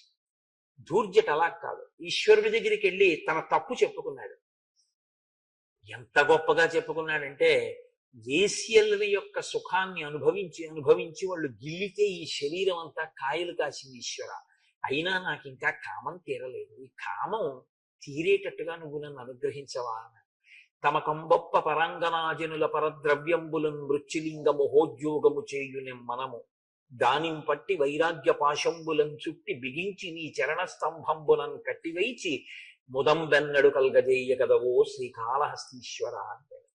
ఈని పద్యాలో ఒక్కొక్క పద్యం అమృత భాండం. నిజంగా అందులో నాకైతే చాలా గొప్పగా అనిపించేది ఏమిటంటే, ఆయనకి ఎంత తత్వం అర్థమైందో కానీ నిజంగా ఆలంచును మెడకట్టి దానికి అపత్య శ్రేణి కల్పించి బాలవ్రాతము నిచ్చిపుచ్చుకొని సంబంధంబు కావించి అంటాడు. ఈశ్వర, నన్ను ఇలా కట్టేశావయ్యా, ఎంత చమత్కారంగా కట్టావంటే. సరే, ఇప్పుడు మళ్ళీ కాళహస్తీశ్వర శతకంలోకి లోపలికి ఎందుకు కానండి. కాబట్టి ఇప్పుడు కొడుకులు ఉండాలి అని కోరుకోవలసినటువంటి అవసరం ఎందుకు కలుగుతుంది అని మీకు నేను చెప్పాను. అయితే ప్రజాపత్యర్థం అని కదా అడుగుతాం, బిడ్డల కొరకు కదా. కామాన్ని ధర్మబద్ధం చేసి అర్థంగా సంతానాన్ని పొందుతాం. ఎందుకంటే వాడు ఇదిగో ఈ ఉద్ధరణ చేస్తాడు అని. కానీ వాడలా చేయకపోతే అది వేరు విషయం. కానీ సత్పుత్రుడన్నవాడు కలగడానికి శాస్త్రంలో ఒక మర్యాద ఉంది.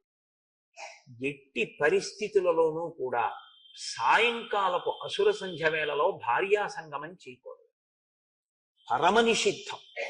ఎందుచేతనంటే సాయంకాలపు అసుర సంధ్య వేళలో భార్యా సంగమం చేయడం వల్ల కాని బిడ్డలు పుడితే వాడు ఆ వంశంలో పైన పరమపుణ్యాత్ములై అశ్వమేధాది యాగములు చేసిన వాళ్ళు కూడా తలకిందులుగా నేల మీద పడిపోయేటంతటి దురాత్ముడవుతాడు.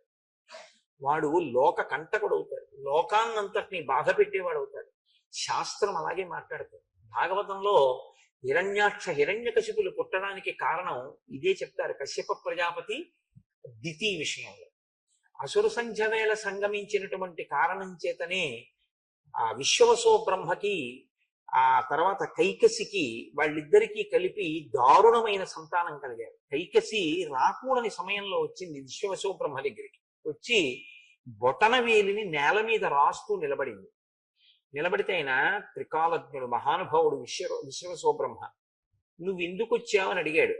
నేను కొంత చెప్పగలను, అంతకన్నా ఆడదాన్ని మనసు విప్పి ఏం చెప్పగలను, నీ వలన కుబేరుడు జన్మించాడు, అంతటి తేజోమూర్తులైన బిడ్డల కొరకు నీ వద్దకు వచ్చాను, నీ తేజస్సు చేత నాకు అటువంటి బిడ్డలు కావాలని. ఆయన అన్నాడు, నువ్వు రాకూడని వేళలో వచ్చావు, అందుకే నీకు పుట్టేటటువంటి వాళ్ళు లోకకంటకులైన సంతానమే కలుగుతారు. అందుకని మొదట పుట్టినటువంటి రావణాసురుడు అటువంటి వాడే, రెండవ పర్యాయం పుట్టినటువంటి కుంభకర్ణుడు అటువంటి వాడే, మూడవదిగా జన్మించినటువంటి శూర్పణఖ అటువంటిదే. అప్పటికి వేళ దాటి చీకటి పడింది కాబట్టి నాలుగవ వాడు మాత్రం విభీషణుడు ధర్మాత్ముడు జన్మించి. కాబట్టి భార్య అన్నంత మాత్రం చేత ఉత్తమ సంతానం పొందుతుంది అని చెప్పడం కుదరదు. ఎందుకనంటే సంగమ సమయం కూడా చాలా ప్రాధాన్యాన్ని సంతరించుకుంటుంది శాస్త్రంలో. భార్య యందు నిక్షేపించకూడనటువంటి సమయంలో తేజస్సుని నిక్షేపిస్తే వాడు లోకకంటకుడు అయిపోతాడు. ఎందుకంటే అది ఉగ్రవేళ అంటారు. అందులో ఆయన చెప్తాడు కూడా కశ్యప ప్రజాపతి, ఈ ఉగ్రవేళ రమించుట ఒప్పు కాదు అంటాడు. అయినా సరే ఆవిడ విందది వేరు విషయం అనుకోండి. భాగవతంలో హిరణ్యాక్ష హిరణ్యకశిపులు మొదలైన వారి జనన వృత్తాంతంలో చెప్తారు ఆ విషయాన్ని. కాబట్టి కొందరు భార్యలు విన్నారు ఆయన మాట, కొందరు భార్యలు ఆయన మాట వినలేదు. మరి కశ్యపుడు ఎందుకు పట్టించుకోడు అంటే, కశ్యపుడు బ్రహ్మతేజస్సు కలిగిన వాడు, ఆయన మహానుభావుడు ప్రజాపతి, ఆయన కర్తవ్యాన్ని ఆయన నిర్వహిస్తాడు. చెప్తాడు ఒకసారి, వినలేదనుకోండి మీ కర్మ అనుభవించండి అని చెప్తాడు. కాబట్టి కశ్యప ప్రజాపతి తేజస్సుకి పుడతారు యనమండుగురికి పిల్లలు, కానీ యనమండుగురి పిల్లలు ఒక్కలా ఉండరు. అది కారణం. ఈ రహస్యాన్ని పట్టుకోవాలి. శ్రీరామాయణంలో జటాయువు మాట్లాడాడంటే అనవసరంగా మాట్లాడలేదు, అందులో చాలా పెద్ద ధర్మ సూక్ష్మాన్ని బిగించాడు. అందరూ దక్ష ప్రజాపతి కుమార్తెలైన యనమండుగురు కశ్యప ప్రజాపతి భార్యలు, అందరి సంతానము ఒకలాంటి వాళ్ళు కలగలేదు. మొదటి భార్య అదితి. మొదటి భార్య అన్నమాట ఎందుకు వాడాలి? యనమండుగురులో ఒకటి అదితి. అదితికి 12 ఆదిత్యులు అంటే ద్వాదశాదిత్యులు ఆమె బిడ్డలు, యనమండుగురు వసువులు ఆమె బిడ్డలు, 11 రుద్రులు ఏకాదశ రుద్రులు ఆమె బిడ్డలు, 2 అశ్వినులు అశ్వినీ దేవత. ధనువుకి హయగ్రీవుడు జన్మించాడు, కాళికకి నరకుడు కాలకుడు అనబడేటటువంటి 2 జన్మించారు, తామ్ర అనబడేటటువంటి ఆవిడికి 5 ఆడపిల్లలు పుట్టారు. క్రౌంచి, దాసి, స్వేని, ధృతరాస్త్రి, శుకి. క్రోధవశ ఈవిడికి ఆ క్రోధవశ అనబడేటటువంటి తల్లికి 10 మంది కూతుళ్ళు పుట్టారు. మను అనబడేటటువంటి ఆవిడికి మనుష్య జాతి అంతా ఆవిడికే జన్మించారు. అందుకే మనందరం కూడా ఎవరి సంతానం అంటే, మనందరం కూడా కశ్యప ప్రజాపతి యొక్క సంతానంలోకి వస్తాం. మనుష్యులందరూ కశ్యప ప్రజాపతి యొక్క భార్య యందు ఉత్పాదింపబడ్డారు. అనలా ఈవిడికి ఫలవృక్షములన్నీ కూడా ఆవిడ యొక్క సంతానంగానే జన్మించాయి.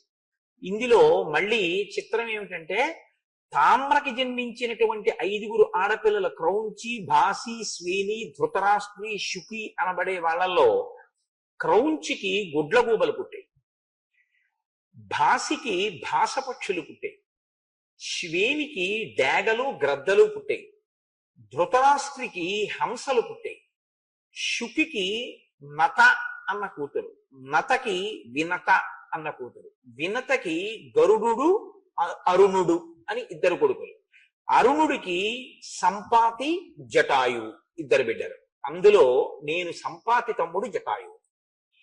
ఇందులో మళ్ళీ చిత్రం ఏమిటంటే ఈ వచ్చినటువంటి వాళ్ళల్లో క్రోధవశ అనబడేటటువంటి ఆవిడికి, కశ్యప ప్రజాపతి భార్యలలో క్రోధవశకి 10 మంది కుమార్తెలు జన్మించారు. వాళ్ళు ఆ కుమార్తెల పేర్లు మృగి, మృగమంద, హరి, భద్రమద, మాతంగి, శార్దూలి, శ్వేత, సురభి, సురస, కద్రువ. మళ్ళీ ఈ 10 మంది కూతుళ్ళకి మృగికి లేళ్లు పుట్టాయి, మృగమందకి ఎలుకుబంట్లు, చమరం మృగాలు, శృమరములు పుట్టాయి. ఇందులో ఈ చమరం మృగము అంటేనే దానికే చామరము అని మనం ఒకటి ఈశ్వరుడు సేవలో వేస్తూ ఉంటాం. దాని వెంట్రుకలతో చేస్తారు. వెంట్రుక దూష్యము, దోషభూయిష్టము. వెంట్రుక అనబడేటటువంటిది పెద్దలకు ఎప్పుడైనా మీరు దేవతార్చన చేసేటప్పుడు వెంట్రుక వస్తే వెంటనే వదిలేస్తారు. అక్కడ పూజ చేసేటప్పుడు వెంట్రుక వస్తే మళ్ళీ స్నానం చేసి వచ్చి పూజ చేయాలి. వెంట్రుక అంత దోషభూయిష్టం. సరే, నేను దాని గురించి అంత పెద్ద ఎక్కువ ఇప్పుడు ఉపన్యాసం చెప్పదలుచుకోలేదు అనుకోండి. కానీ చామరీ మృగం యొక్క వెంట్రుకకున్న గొప్పతనం ఏమిటంటే అది సేద తీరుస్తుంది. దాని మించి వచ్చేటటువంటి గాలి అలసట తీరుస్తుంది. అందుకే ఈశ్వరుడికి చాలా పెద్ద సేవ ఏదైనా చెయ్యాలి అనుకుంటే అసలు నిజానికి ఉన్న సేవలలో కల్లా పెద్ద సేవ ఏమిటో తెలుసా అండి? చామరం వేయడం. ఎందుకంటే చామరం వేసేటప్పుడు ఒక లక్షణం ఉంటుంది. చామరం నుంచి గాలి వచ్చేట్టు వేయకూడదు. ఓ ఇలా విసురుగా ఆయన బట్ట కదిలిపోయేటట్టు వేయకూడదు. గాలి చామరం నుంచి వెళ్ళి ఆయనకి తగలాలి. అంటే అందుకే చామరం వేస్తే ఇలా ఎత్తి ఇలా అంటారు. అంటే అది పుచ్చులో ఇలా విడుతుంది.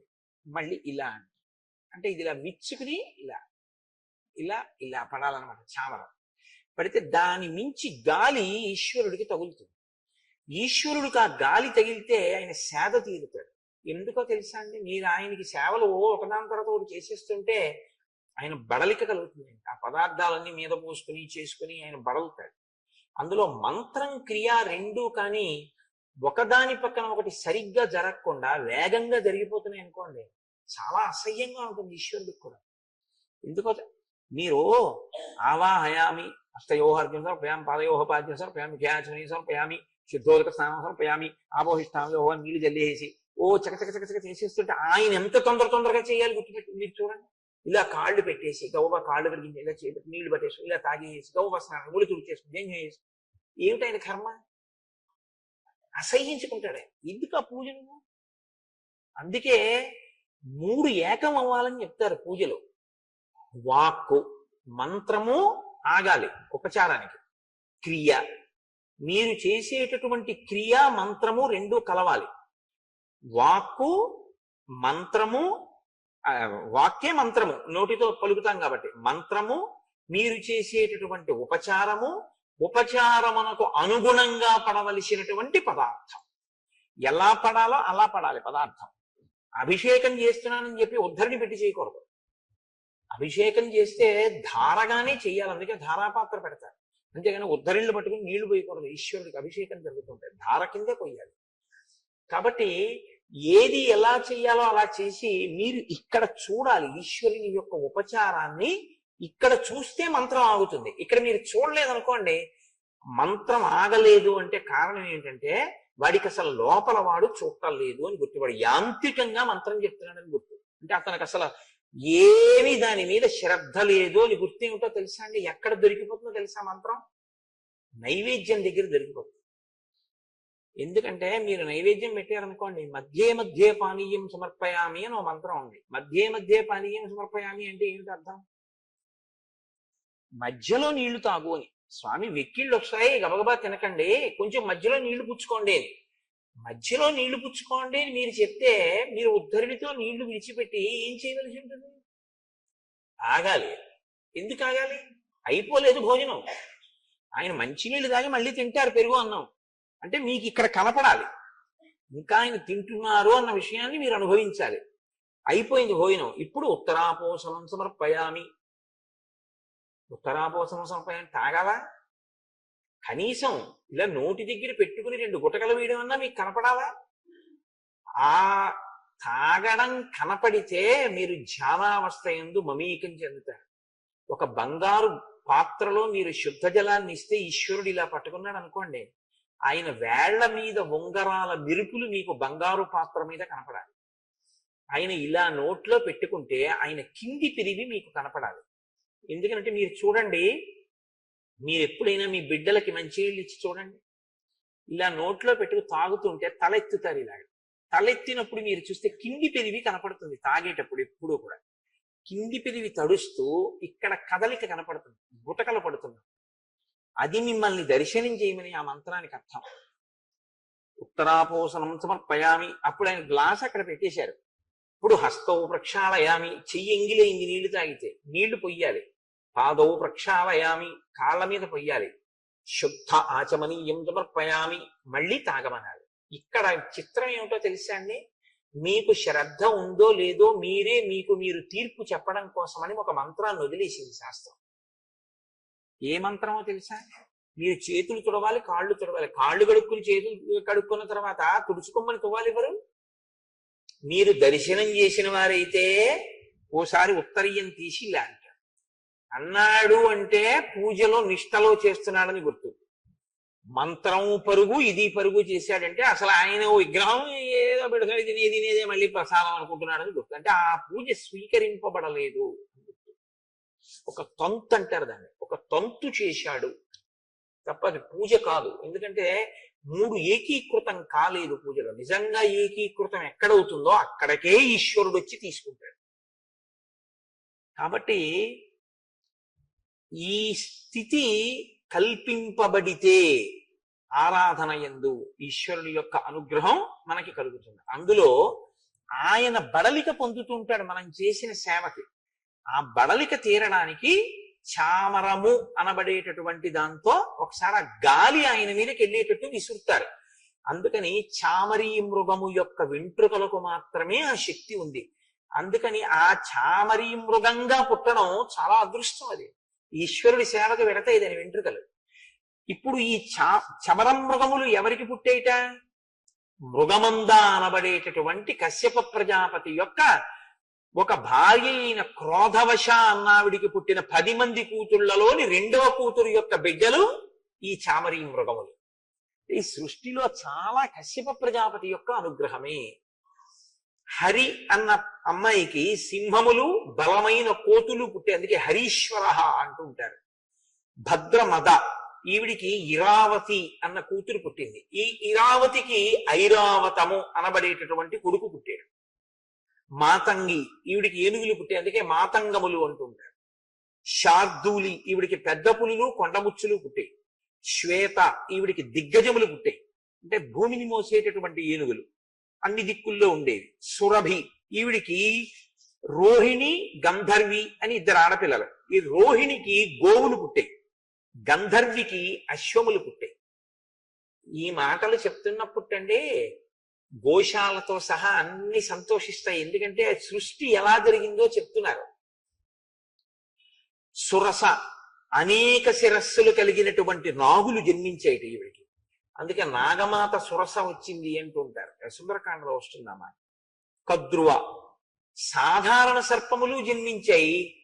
ఆ వాటితో పాటు 1000 పడగలు కలిగినటువంటి ఆదిశేషుడు కూడా ఆమెకి జన్మించాడు. ఆయన భూమిని మోస్తుంటాడు. రామా, ఇది సృష్టి క్రమం, ఇలా పుట్టే ఇవన్నీ. అందులో మేము అరుణుని యొక్క కుమారులం. సంపాతి, జటాయువు. సంపాతి నా అన్నగారు, జటాయువు నేను తమ్ముణ్ణి.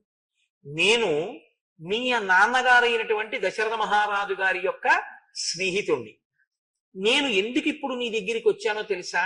నువ్వు దండకారణ్యంలోకి ప్రవేశించావు. ఇదం హి దుర్గం కాంతారం మృగరాక్షస సేవితం సీతాంచ తాత రక్షిష్యే త్వయి యాతే సలక్ష్మణే. ఎంత త్రికాలవేదులై చెప్పారో వాళ్ళు. ఆయన ఎంత గొప్ప మాట. ఇప్పటి వరకు మీరు రామాయణాన్ని చూస్తే రాముడు ఎప్పుడూ సీతమ్మ దగ్గర లక్ష్మణుణ్ణి ఉంచకుండా తాను వెళ్ళడు. ఒకవేళ లక్ష్మణుడు వెడితే రాముడు ఉంటాడు. సీతమ్మ పక్కన రాముడో లక్ష్మణుడో లేకుండా సీతమ్మ ఒక్కతే ఉండడం అన్నది లేనే లేదు. కానీ ఆయన అంటున్నాడు జటాయువు, నీవు లక్ష్మణ సహితుడవై వెళ్ళిపోవలసిన పరిస్థితి వస్తే సీతమ్మని నేను కాపాడతాను. వచ్చేస్తాను అరణ్యకాండలోనే. ఒక రోజు 2 రోజులు వచ్చేస్తుంది ఈ సందర్భం. ప్రతి వాళ్ళు ఒక రాబోయే సందర్భాన్ని చెప్పేస్తున్నారు. కాబట్టి ఇప్పుడు రామసేవ యందు తరించడానికి వస్తున్నాడు జటాయువు. నా స్నేహితుడికి ఇంత గొప్ప కొడుకు పుట్టాడు. ఆయన కోరుకున్నది ఏమిటో తెలుసా అండి? దీన్ని బట్టి రాముడి చేతుల మీదుగా నా అంత్యేష్టి సంస్కారం జరగాలి.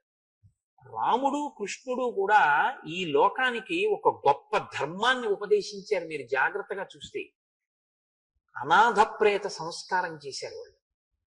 రాముడు జటాయువుకి సమంత్రకంగా దహనక్రియ చేశారు. అలాగే కృష్ణ పరమాత్మ కూడా చేశారు భాగవతంలో. కాబట్టి రామకృష్ణులు ఇద్దరూ కూడా అనాథ ప్రేత సంస్కారం అన్నది ఎంత గొప్పదో, మనం చెయ్యవలసినటువంటి చాలా గొప్ప ధర్మాల్లో అది ఎంత గొప్పదో మనకి చూపించారు. కాబట్టి రామ, నేను పెద్దవాడిని అయిపోయాను, ఎలాగో వెళ్ళిపోతాను, వెళ్ళిపోయింది ఏదో నీ సేవలో వెళ్ళిపోతాను. వెళ్ళిపోయి రామాయణాన్ని రావణుడు సీతాపహరణం చేస్తే ఈ వార్తని చెప్పేటటువంటి ఏకైక సాక్షిగా మిగిలి నీ సేవలో నేను మరణిస్తాను, నీ వలన అంత్యేష్టి సంస్కారాన్ని పొందుతాను అని జటాయువు సంకల్పం చేసుకున్నాడు. లేకపోతే ఈ మాట ఎందుకు వస్తుంది నోటి వెంట? నీవు లక్ష్మణ సహితుడవై వెళ్ళిపోతే నేను సీతమ్మని కాపాడతాను, కాబట్టి నేను కూడా మీతో ఉంటాను అంటే సతత్ర సీతాం పరిదాయ మైథిలీం సహైవ తేనాతి బలేన పక్షిణ జగామతాం పంచవటీం సలక్ష్మణో రిపూంది దక్షన్ శలభా నివానవ. శ్రీరాముడు పంచవటికి వెళ్ళి సీతమ్మ తల్లి యొక్క రక్షణ బాధ్యతని జటాయువు యందు పెట్టాడు.